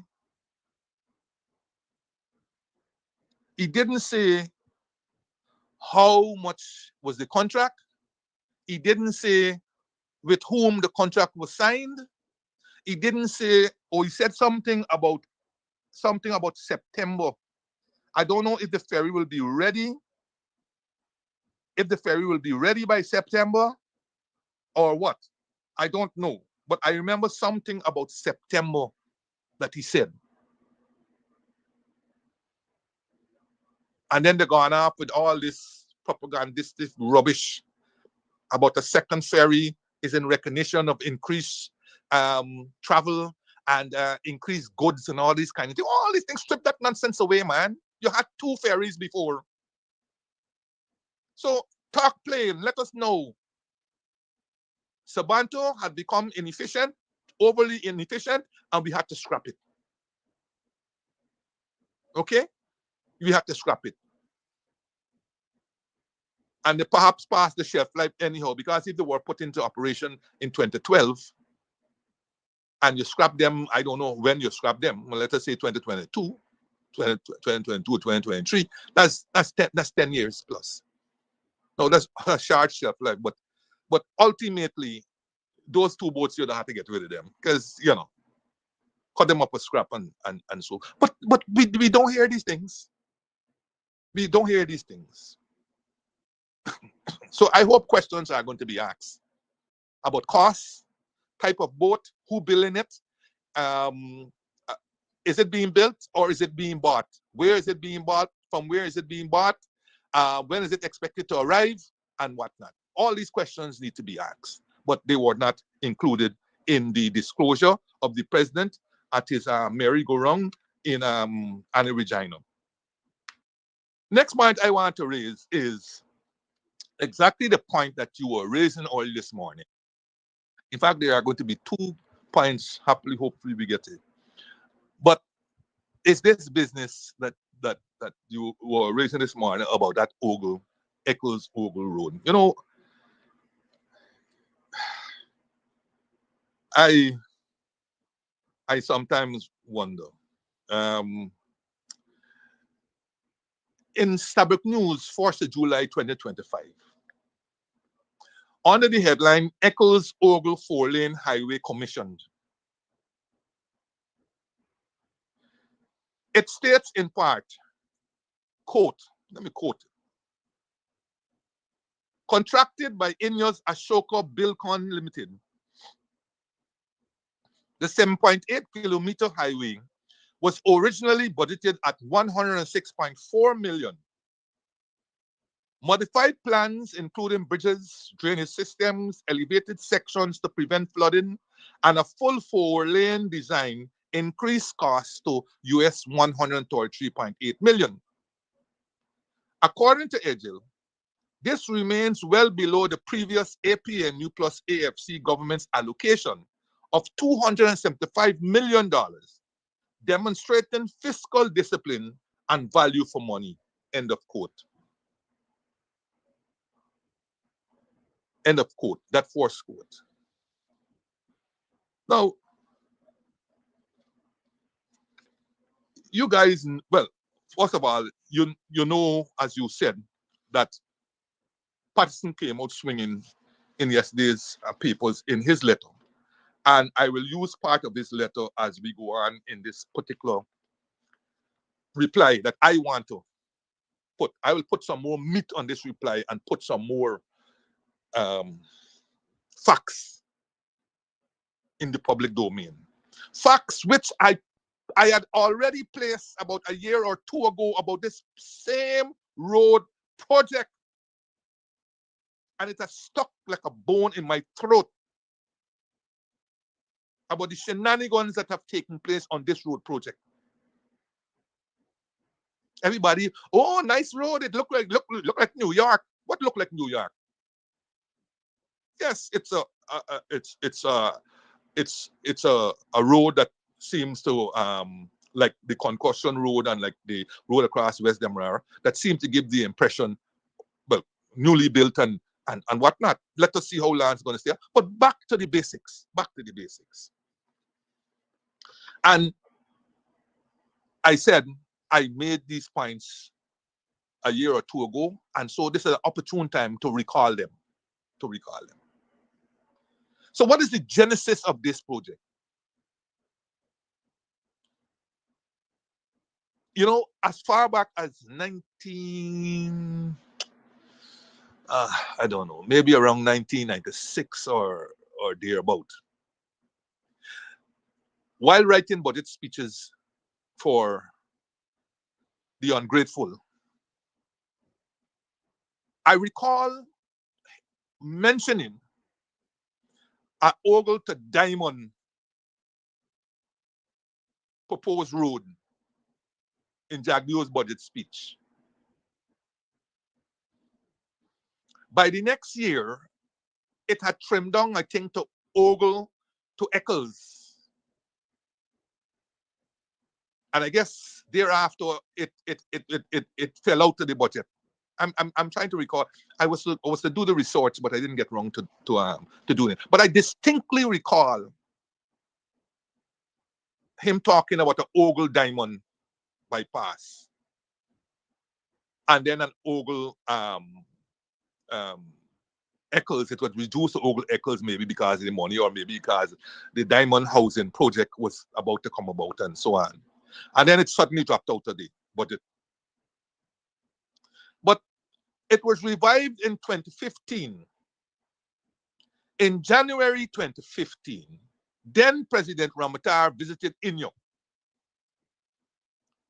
and he secured a number of project financing, one of which was a $50 million to fund the Ogle East Bank Demerara bypass road. Let me say the other one was $10 million loan and $8 million grant to fund a ferry for the Northwest District route. And as you all know now, the Malaysia is the boat that they run and they bring there. Now that got its own story. We have talked about it before, but we can talk about it again. What came here as a brand new boat, supposedly brand new boat, and how the whole contracting thing took place is the same thing you're going to hear that took place in this particular project. So he got $50 million to fund an Ogle East Bank Demerara bypass road. And this amount of money was to be used to finance 26 kilometers. 26 kilometers. And in his New Year's address,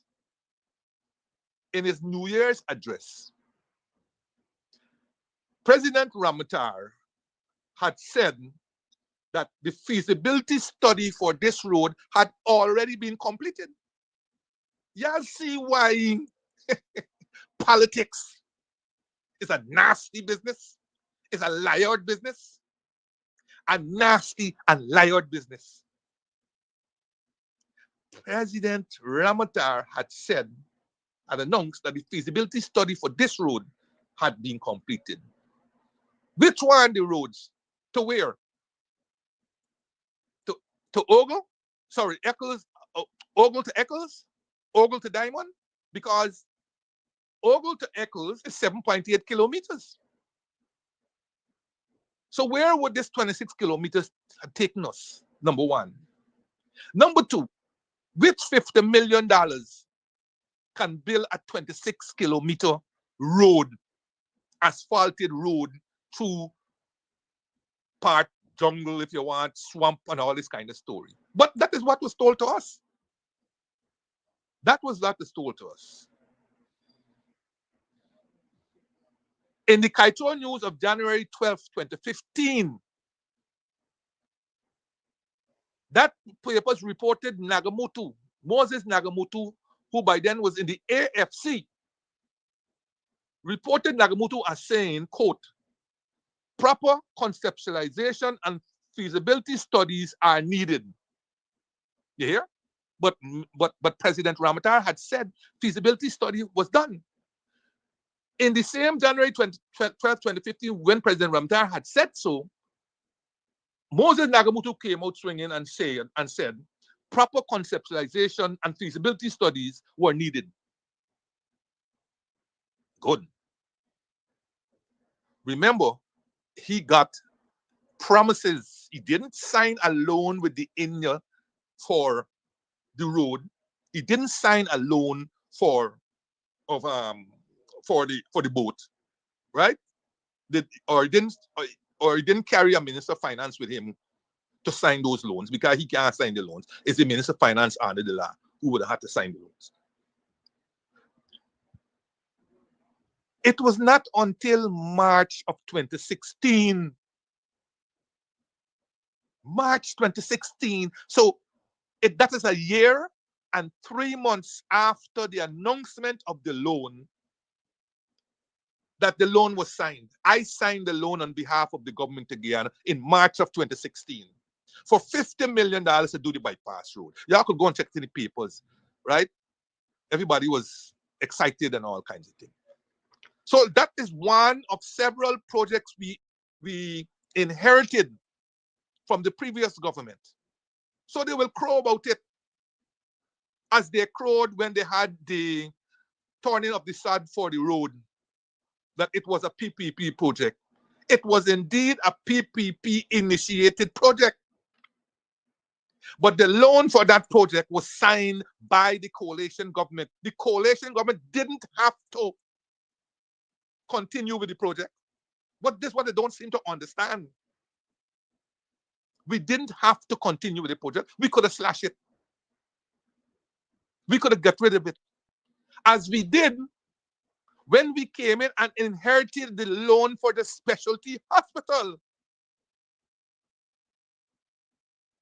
Immediately we said, our health system is in such crisis that we don't need a loan to tackle no specialty hospital. We need that money to help improve our existing system.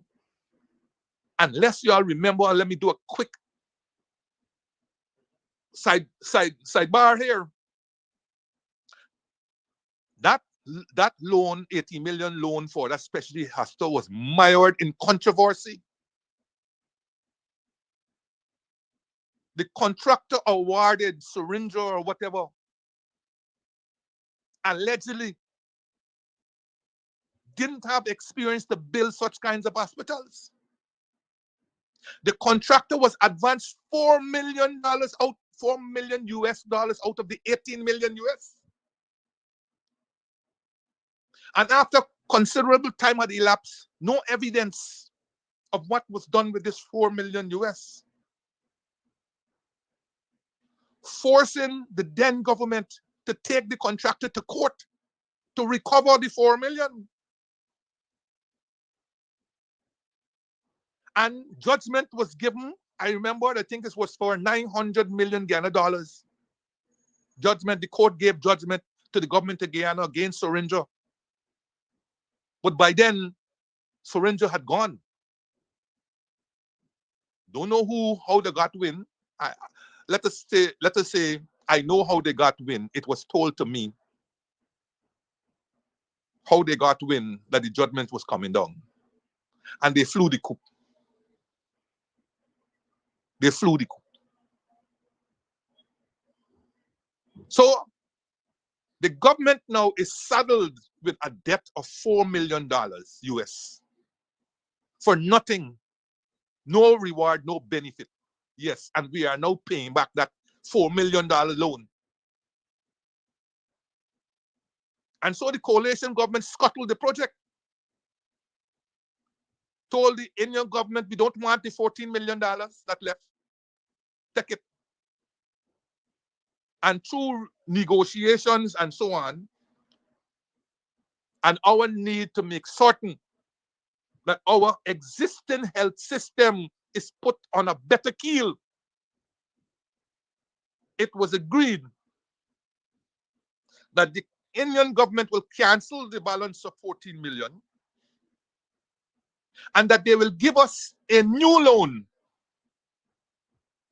of $17.5 million to rehabilitate 3 regional hospitals in Bartica, West Demerara, and Surrey.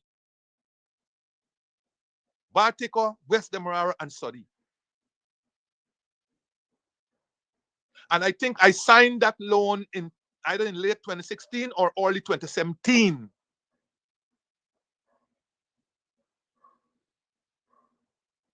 And I say all of this in passing because I will come right back to our Ogle Road story to indicate to you that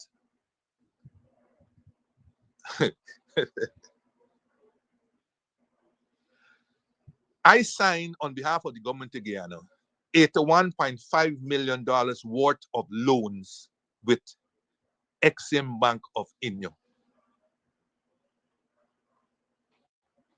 $81.5 million worth of loans.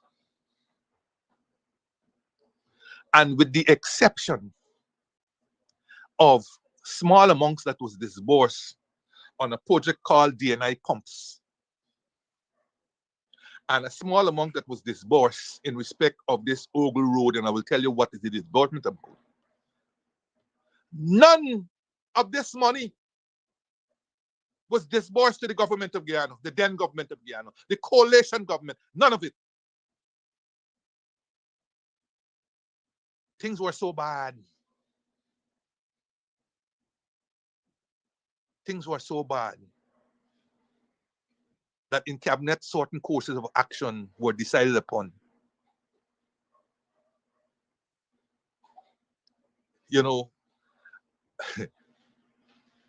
people continuously ask me to write book on these experiences. These aren't experiences you like, because sometimes there's so much that needs to be said and yet can't be said.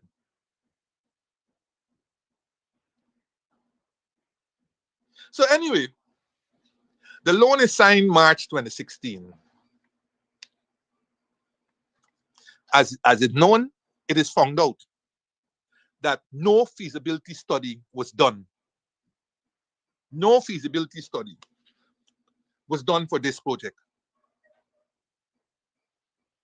None.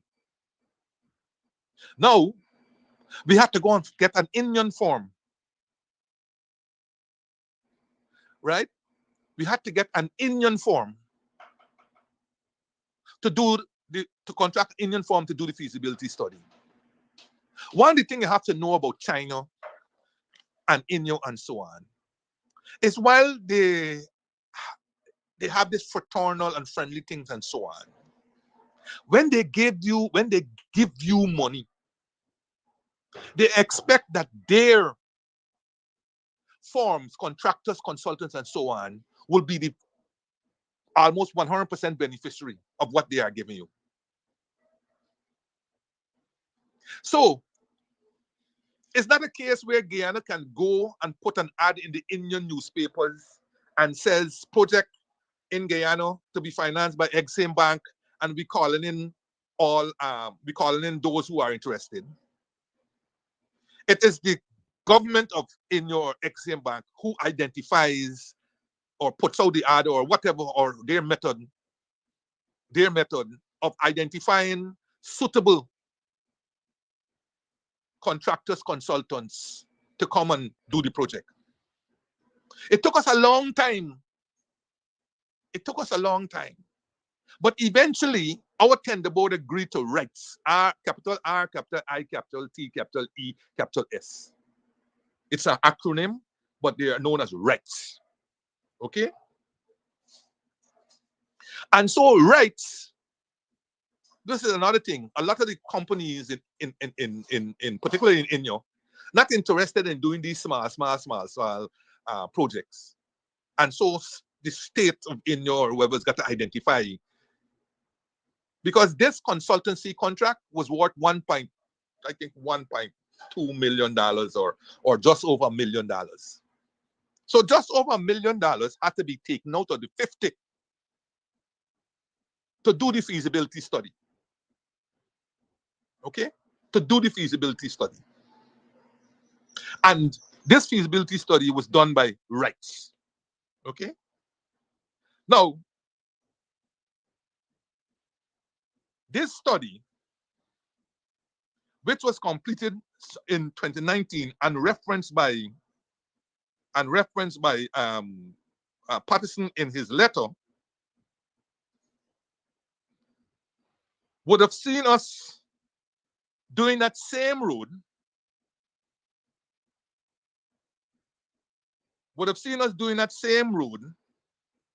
right?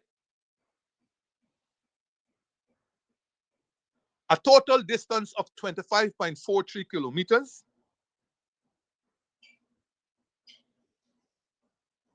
I'm using information here from Patterson because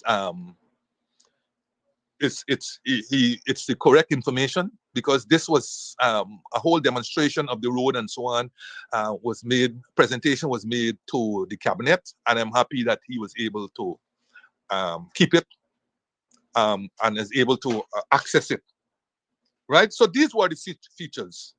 A total distance of 25.43 kilometers of road, comprising a 4-lane main alignment of 15.34 kilometers with a design speed of 120 kilometers per hour. Then 4 connector roads at Aubrey Barker Road, Higgs Bush, Mucker Arcadia, and Great Diamond, totaling 10.09 kilometers with design speeds of 80 to 100 kilometers. Then there was to be 7 major intersections. 1 4-leg signalized intersection, 1 roundabout with 4 legs, 1 3-leg signalized intersection, 4 T intersections, and 8 U-turns. Then there were going to be 4 major bridges, 15 minor bridges, and 66 box culverts. Then highway lighting for the entire length at 30 meters spacing.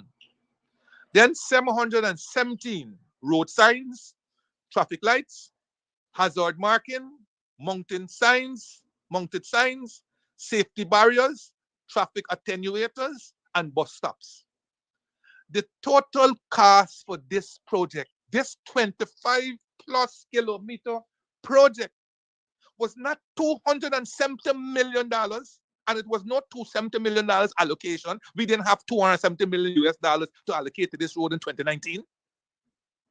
No decision was made by cabinet on this road, on allocation for this road. How could it have been in 2019 when we didn't have a budget coming up in 2020? We didn't have a budget coming up. How these people, how heaven, I'm glad it's not all them who shout, Lord, Lord, is going to enter the kingdom of heaven. How we would have made a US $270 million allocation for this road. How? But the road that I just talked about and the characteristics of which I outlined about was going to cost $208.1 million United States dollars, inclusive of a 10% contingency allowance and a 7.5% consultancy fee. Overall, a completed project inclusive of a reserve set aside for a light railway at US 8.118 kilometers, US 8.18 million per kilometer. This is the tram that Kidaki you were talking about this morning, right? And this tram would have been in the middle of the 2 carriageways, right? The up and down carriageways, the ones that go up and the one that coming down, and in the middle there was set aside space so that you don't have to dig up cables, dig up the road, and so on. That space would be set aside for a tram. Once we could have electricity in both supply, quality, and consistency to put a tram in there. So it was a future. We were talking about a future, right? Now the PPP is crowing about constructing a 7.8 kilometer road for $133.8 million that averaged out at 17.8 million per kilometer. And then is touting this as an example of fiscal discipline.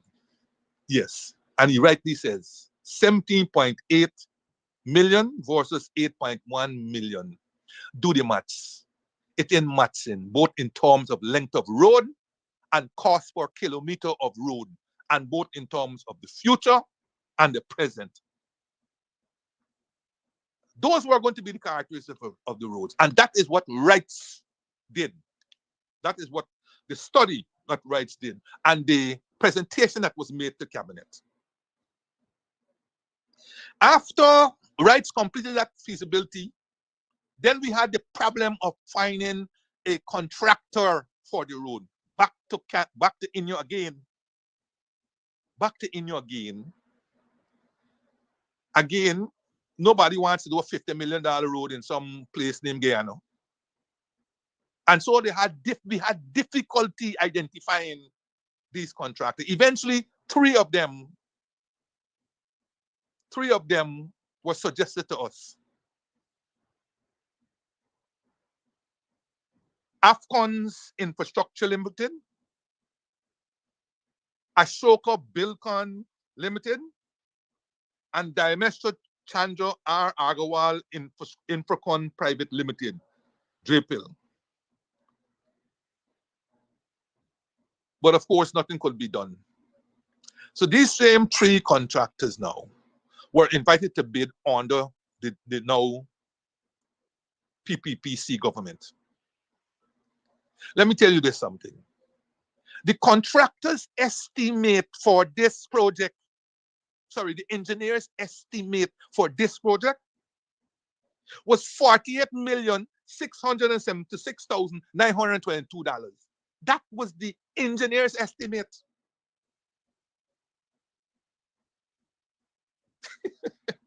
You know, you got to laugh because you know why?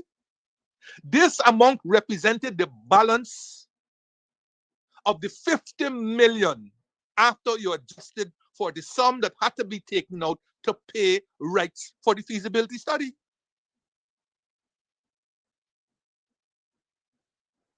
So this engineer estimate wasn't an estimate of the true cost of building the road. It was just a sum that was thrown there as a difference between 50 million and the amount that the feasibility study was done. You see the foolishness? You see the foolishness. So up to this point, it is the Indian government via Exim Bank that will be financing this road. Now these three Indian contractors bid. And the least of the three bids was Ashoka Bilcon Limited. They submitted a bid for $111,976,190 US. And theirs was the lowest because they then put in the bid an adjustment for some 5%, that they can adjust it by 5% down. But the original bid was $111,976,190 US dollars. Compare that to the so-called engineer's estimate of 48,676,922. Compare that. Which engineer? This is a cockeye engineer? How can you get such a vast difference between the minimum bid and the engineer's estimate? Did they see, were they looking at the same things? Were they looking at the same things? No. Instead of annulling the bids, because these bids were so far out of the engineer's estimate, guess what? The government of Guyana accepted Ashoka's adjusted bid for $106,380,954. When the Indian government, through Exim Bank, was only going to put in now $48,676,922. Where the rest coming from? Government of Guyana. But then the whole contract has changed. Remember I told you how we got these three state companies, or whatever companies they are called, private companies that the state had given, the state of India had given to Guyana, were given on the premise that they were bidding for a project that was no more than 50 million US dollars. When they put in now a bid where the minimum bid was $111 million, the whole scenario changed. And if the government was going to agree that indeed the project now is roughly 112 million US dollars, then they should annul this project and go out to international competitive bidding for a $112 million project. Or then you reduce the project to a size that will accommodate the amount that is being put in by Inyo. And the difference, you go out to international tender, in which this company here can bid, and all the other companies can bid. And this company would have had a kind of advantage because they would have been on the ground, their equipment would have already been mobilized and so on, and they might have had an advantage and perhaps win the contract for the whole length, of which the government would be paying the extras, the difference between the 112 million and the 49 million. But no, They didn't annul the bids. They awarded Ashoka Bilkan the entire contract of $106,383,954, which means that the government of Guyana was putting in $57,707,032.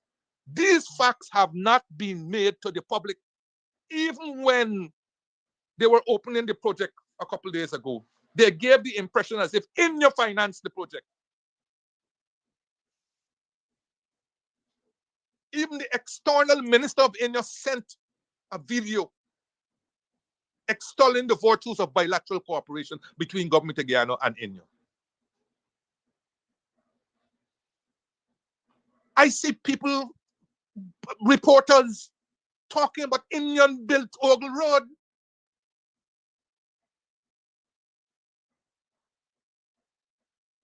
That's what they're doing. Nobody's being told the truth. The government of Guyana put in far more money than the Indian government. We're not decrying the Indian government, by the way. We're not decrying them. They did put in $50 million. Of the $107 million, that was that the road cost. But don't give the impression as if it's a project that has been totally financed. That has been totally financed by INYA. We end up putting far more. We end up putting far more than Indian government. Far more. To the tune of $57,707,032. That is the original amount that we would have had to put in. But guess what? More shenanigans. More shenanigans. You're telling me rights went and they do their global satellite imaging, mapping, and all these kinds of things of the area. And a project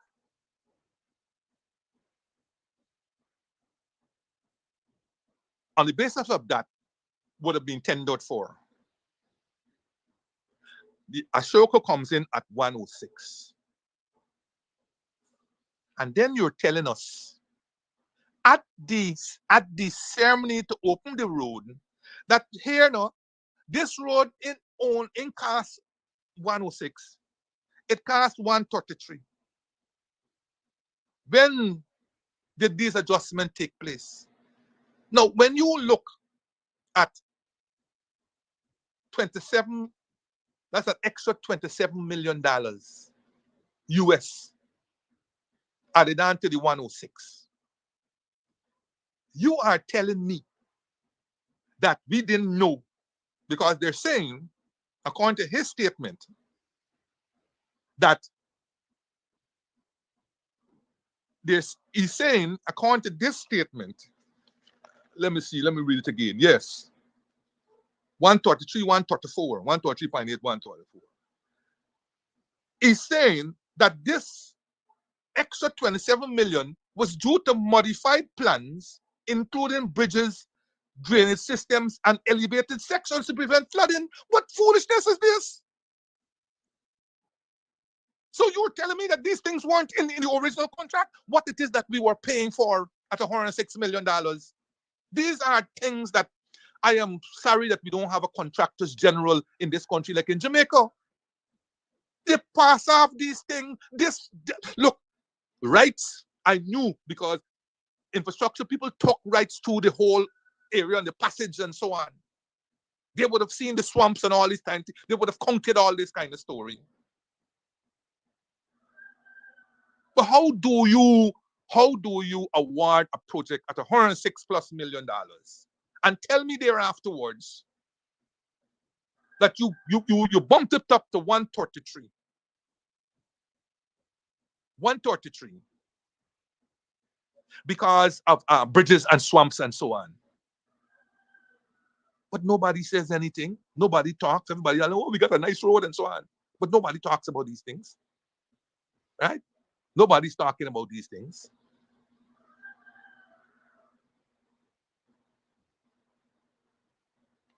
And then, of course, back to Mr. Wrights. So Wrights did the feasibility study at about 1.1 something million US. Then you know what? Wrights was then awarded the contract to supervise the very project. They were awarded a $3.5 million contract to supervise the very project. I tell you, look. And to add, now imagine we were going to build, if we were got back into power, a project that will take us to Great Diamond for $206 million. Now, guess what? This government now tells us that they have signed another contract with, guess who? Ashoka Bilkan. And we only knowing this at the opening of the Ogle bypass. They now tell us that they have signed another contract with Ashoka Bilkan for $67 million US for a phase 2. That is now going to Providence, not Great Diamond. So let's count. 133 plus 67. That's exactly 200 million US dollars. 200 million US dollars for a project from Ogle to Providence that doesn't have the connectors, the bypasses, and so on. 200 million US dollars. And we don't know if more will be adjusted on the 67 for more swamps and more bridges and all these things. Because it seems as if this feasibility study is not being done. We just decide, well, this can happen. So that is the story that is not being told. Everybody excited about Ogle bypass road and so on. Everybody excited and so forth. But nobody in paying attention to these details. Nobody in paying attention to these details. So I just thought that I will bring back. I raised these matters before. I raised these matters with certain people in the procurement area to find out exactly how this can happen. I've got no real response, and I've decided, well,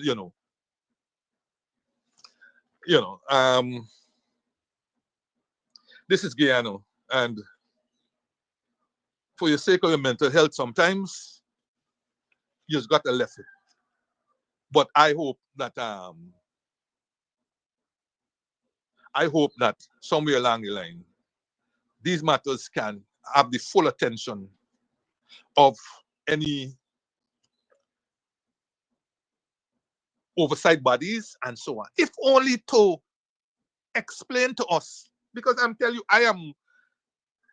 I continue to not understand how we could have allowed a project to continue at such a massive difference between the so-called engineer's estimate and the lowest bid. How we could have allowed that to continue. And the lowest bid was how many times? 120% or more of the engineer's estimate, or the balance that would have been left from the Exim Bank loan. How we could have done that, and like I said, Ashoka Bilkan wasn't a company that came out of an international of a competitive bid in India.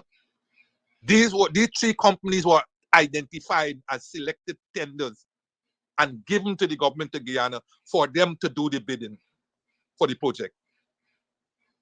If the project was now known to be $100 and something million as an engineer's estimate, it would have attracted more Indian contractors, because it 50 million, they're not interested. 100 million, 120 million, it may pique their interest.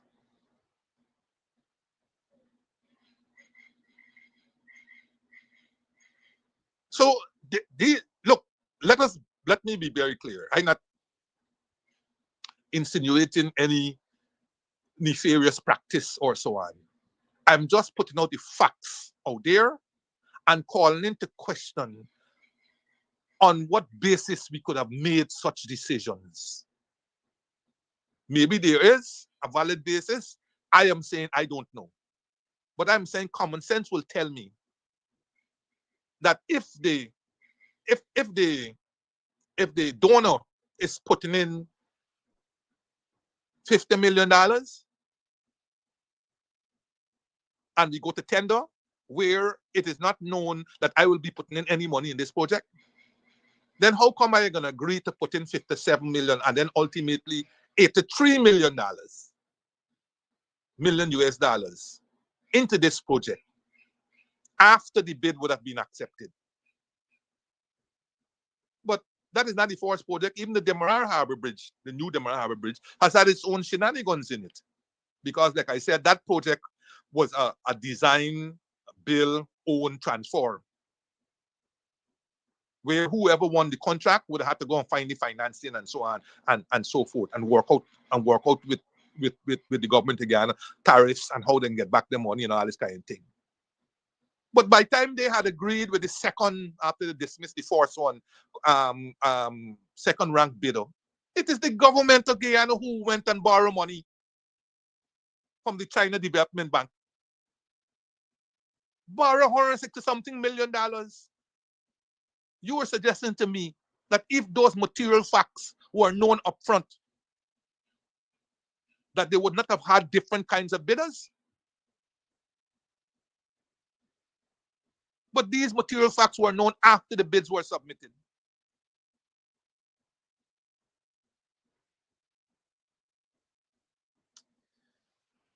Let me just quickly do this other one before. I get consumed with that particular project. You know, it bothers me, and it has bothered me from the day I realized that the government used monies from the, I don't know, I hope probably it's natural resource fund and so on, that were far more than the Indian government put in. But we are allowing this narrative to suggest that it's the Indian government that built the road. It's not the Indian government that built the road. The Indian government contributed to the building of the road. But the bulk of the money came from the government of Guyana, the people of Guyana.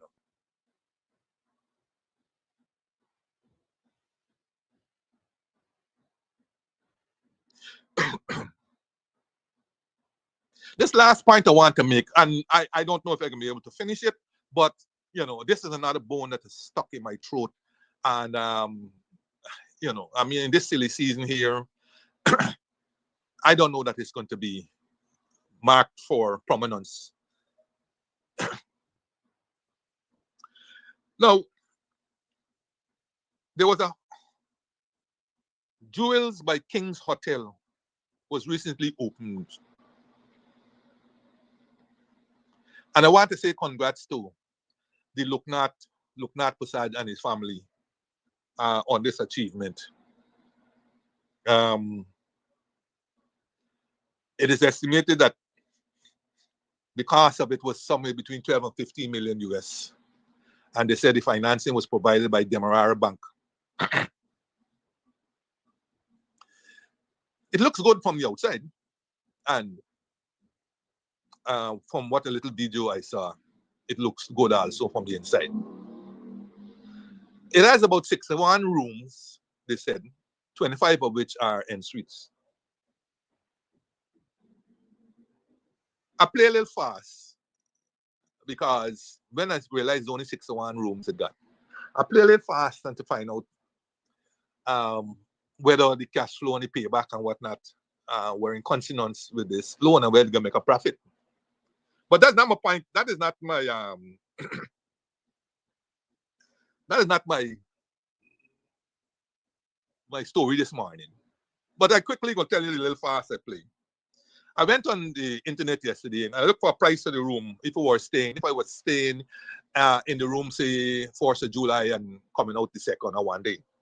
And there's a quoted rate of about $350 per night at this Jewels by Kings, which compares favorably with Marriott at $610 and Inn by Best Western at $385. But it compares unfavorably with hotels like the Royal International Mall, which you know is the one by Botanic Gardens, behind the Botanic Gardens there.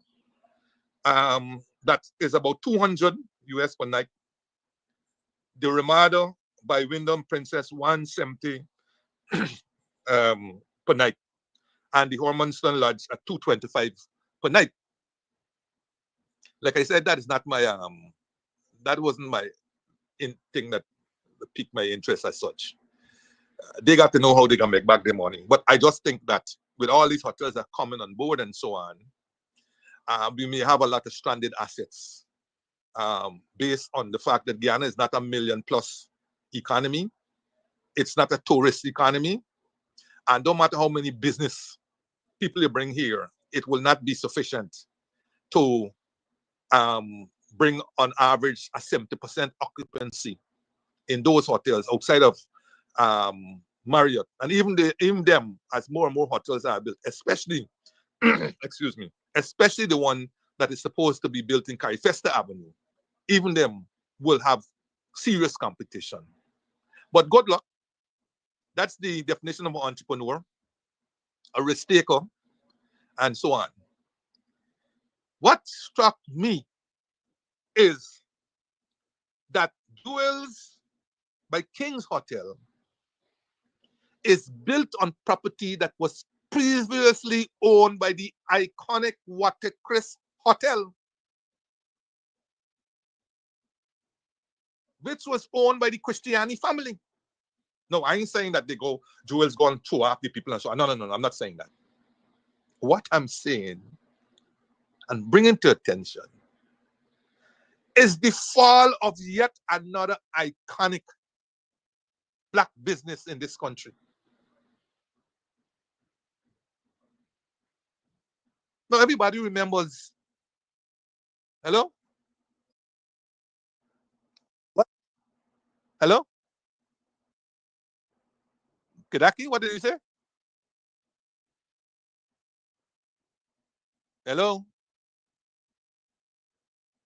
Kedaki? Kedaki?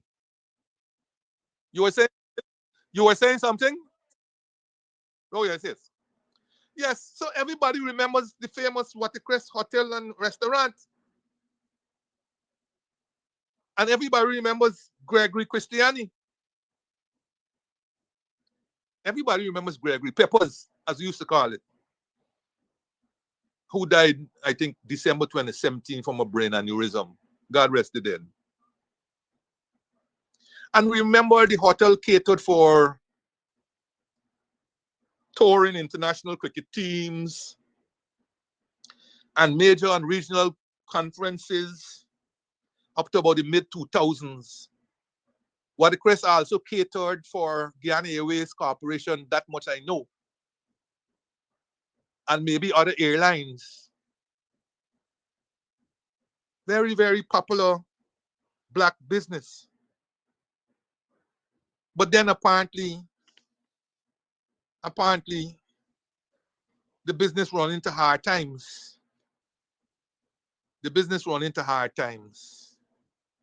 And there was no one there to help them.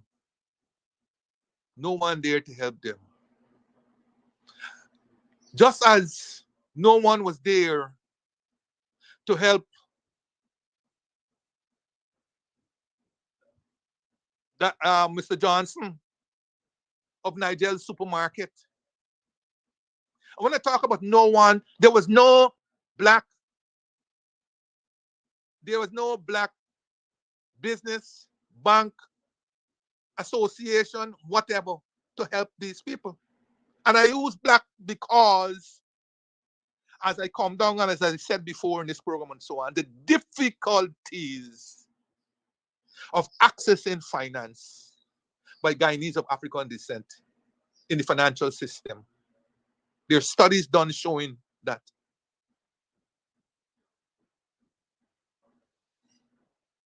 And there was no one to help Nigel Johnson, and so his business fell apart. And as you could remember, Mazaruni Granite. Y'all remember Mazaruni Granite Products Limited? Oh, y'all remember? Mazaruni Granite Products Limited came out of an agreement with the government for the government's quarry, unused quarry. And 3 enterprising black entrepreneurs came together to put together Mazaruni Granite Limited. You want to know those 3? That same Peppers, Gregory Christiani.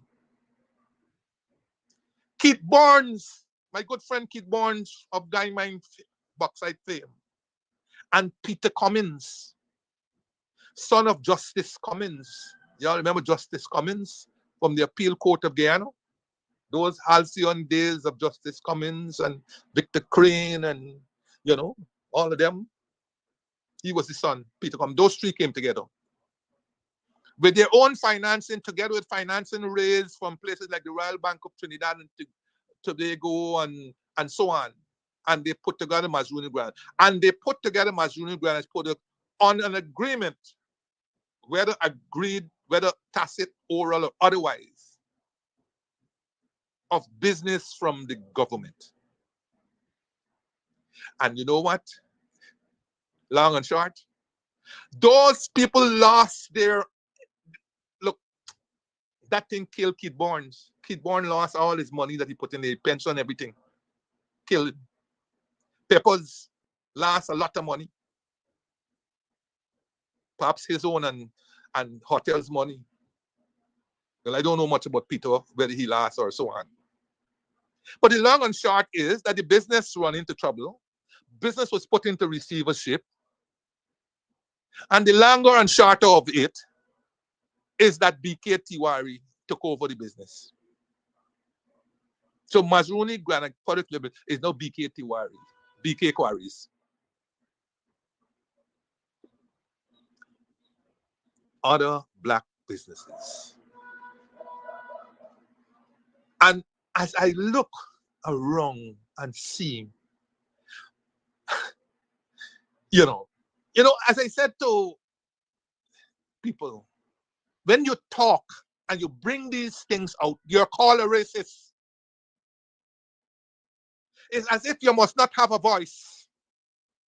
We ancestors who work for nothing, I don't care.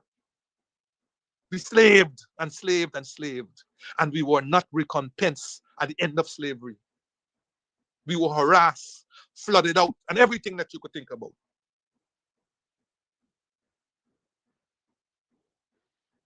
And throughout colonialism, independence, the little time that Africans, Guyanese of Africans enjoyed any little bit was in the Barnum era. And even he was chastised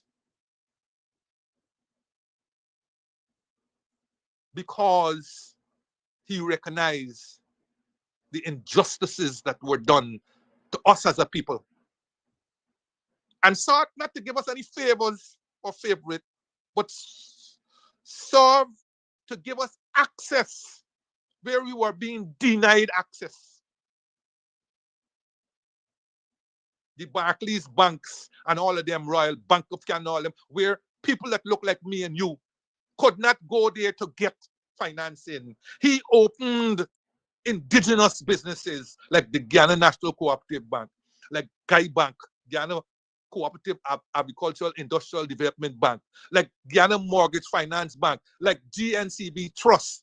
All of these were financial houses that were opened to give us access that was denied us.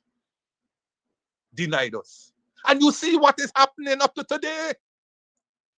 Those businesses have gone. And African Guyanese are denied access to the financial system for support.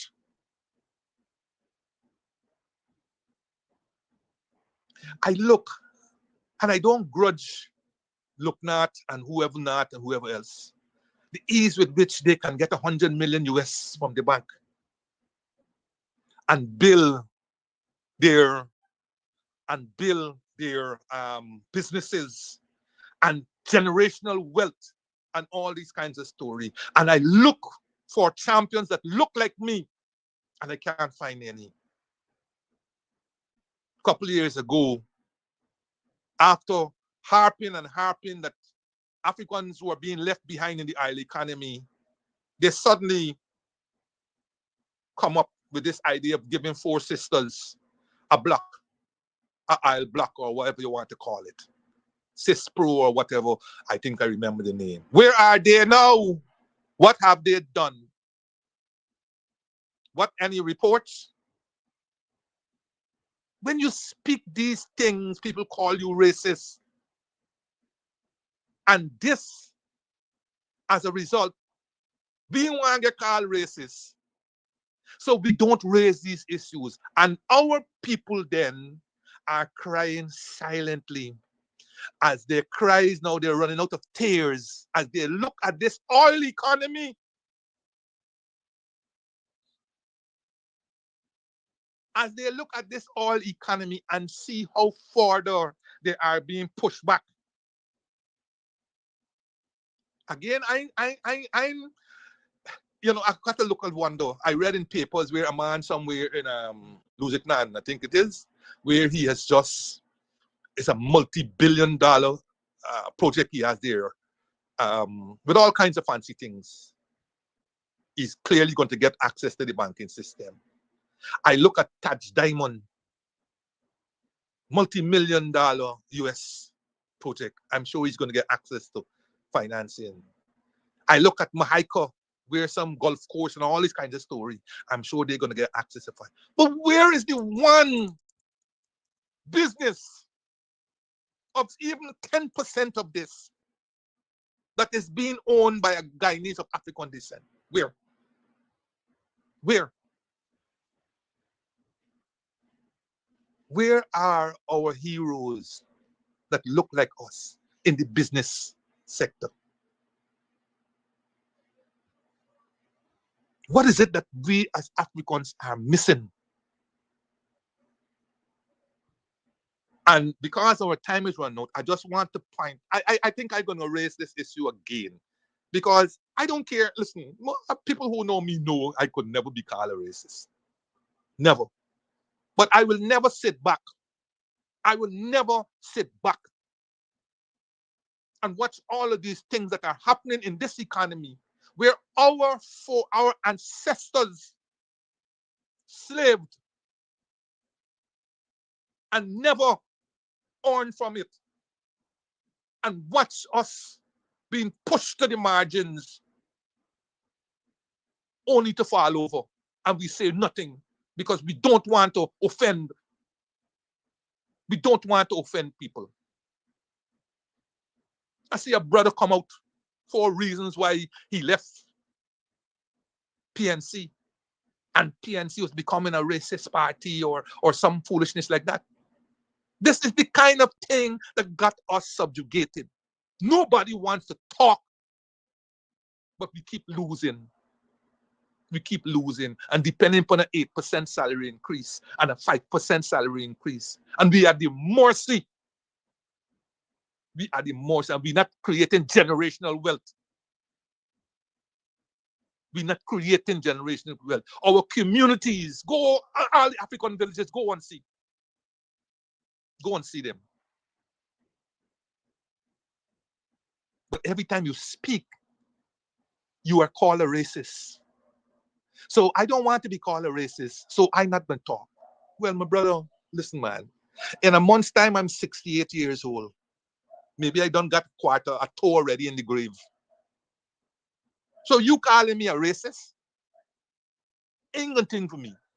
It ain't gonna take one grain of hair, and I ain't got any because I ball now. half of my skull? These are conversations. And the funny thing is, when the likes of all the others, Rabbi Dev and all of them, talk about these issues, nobody don't call them a racist. Nobody calls them a racist. But we, as soon as a African Guyanese talks about the injustices that are being meted out to them, they're racist.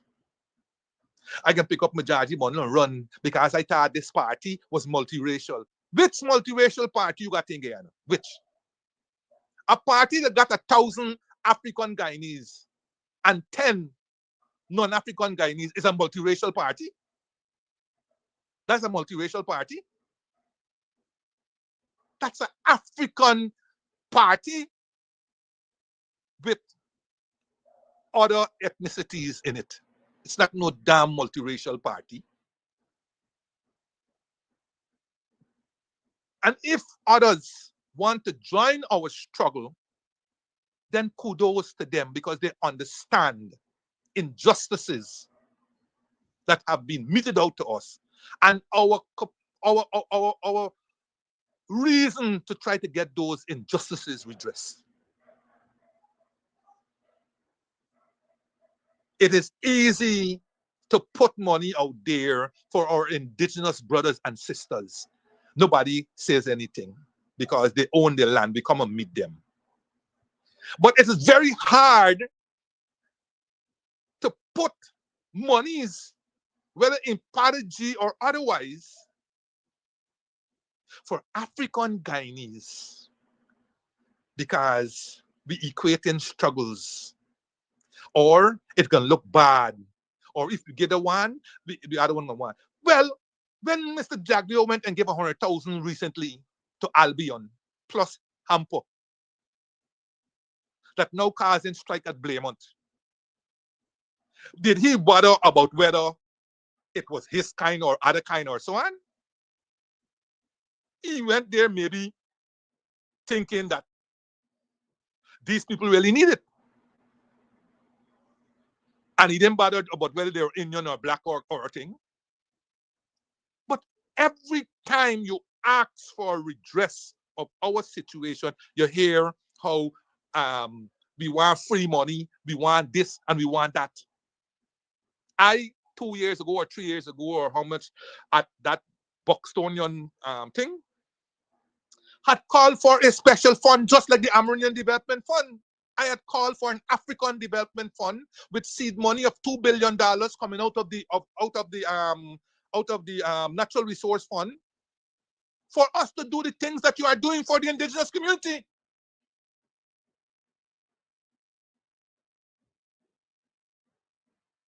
But of course, like I said at that meeting, all these things are taken, they're copied down and they're thing and they're archived. Nobody followed up. Nobody followed up with it. But we see the struggles continue. This oil economy is chasing many of us. None of us own oil blocks. None of us own frontiers, offshore, whatever. I see just up to yesterday, somewhere in home something in Mahaica, a person got their own airstrip. You're seeing development all over. You're seeing it. But when you're looking to see what part Guyanese of African descent playing in that, so quickly, let me just refer you to a letter to the editor that appeared in the Stabek News, January 12, 2010. It was headlined, Africans were pioneer in business in Guyana. And it was written by F. Skinner. Now, I know F. Skinner, his full name is Forbes Skinner. Forbes and I went to Cummins Lad Secondary, and he was always a guy with forward thinking, always had these business ideas and so on. And you know, it's always said, well, black people ain't know about business. That's the first refrain you hear. The reason why we ain't got business is because we don't know about business. And he started this debunk that among the other myths that are peddled about black people. In that letter, he disagreed with those who suggest that Africans are not entrepreneurial and just believe in having a good education and live a simple life. On the contrary, he said, many are usurping our ingenuity and strength, then turn around and take away our lunch and dinner. Very important. And you know it, you talk this man about copyright. That is what he implied. Usurping our ingenuity and strength, and then turn around and take away our lunch and dinner. He said Africans are the pioneers of the majority of business trends and innovations in Guyana. But there is hardly any proof of this. Our ideas were worked and developed only to change hands with no royalties attached. He referenced L. King and Sons. Y'all remember L. King and Sons? A vibrant African-owned hardware store rivaling J.P. Santos.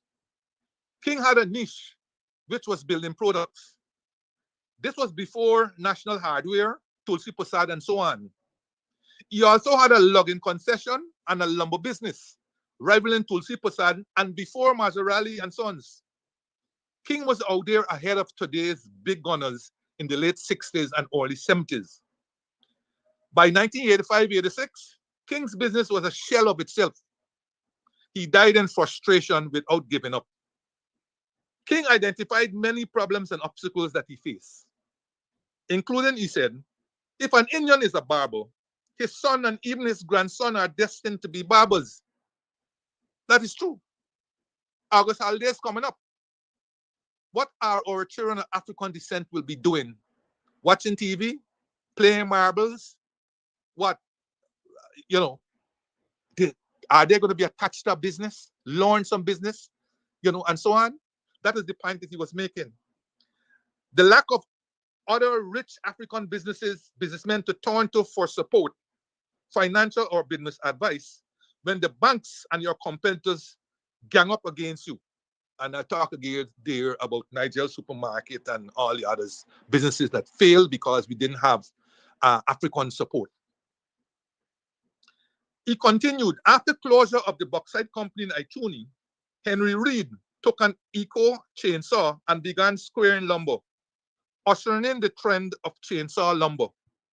Ituni now produces over 40% of the chainsaw lumber on the local market, and this was a 2010 letter that he was talking about.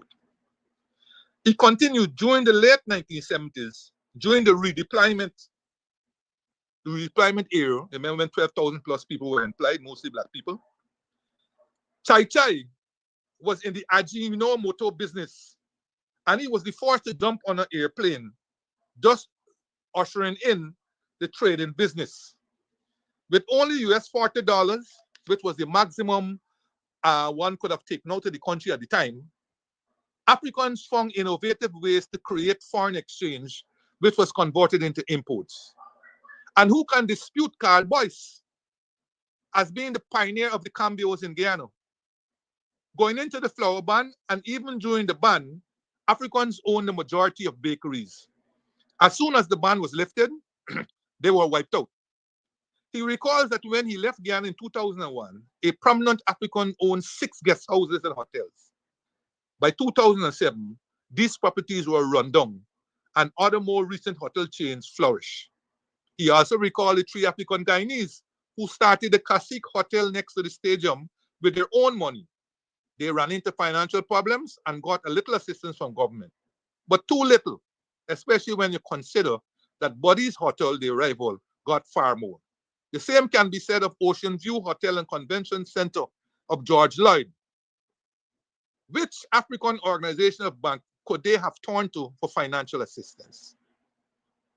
Same can be said of the owners of Mazruni Granite, which I referenced earlier. So how can we say that African Guyanese are not interested in wealth generation? This is not true. There are reasons for their failure, and we must address them as a community. Glaring, though, is the lack of a support system in the African Guyanese community. Finally, he ends, and this is how I will end. We must accept that we must generate wealth and not just depend on education, a salary job, or a government. We must be able to be trustworthy to each other. We must stop this individualistic approach to business. Our foreparents trusted each other enough to form co-ops and bought land. We must be committed to creating jobs in our communities. Workers must be taught to appreciate and respect others' investment as they will expect the same when they in turn begin to invest. We must support each other. Otherwise, we will continue to be toast and flounder. Kadaki, this was a long session. I know. But thank you for the additional time. Do enjoy the holiday on Monday. And God willing, see you back on next Thursday. Bye.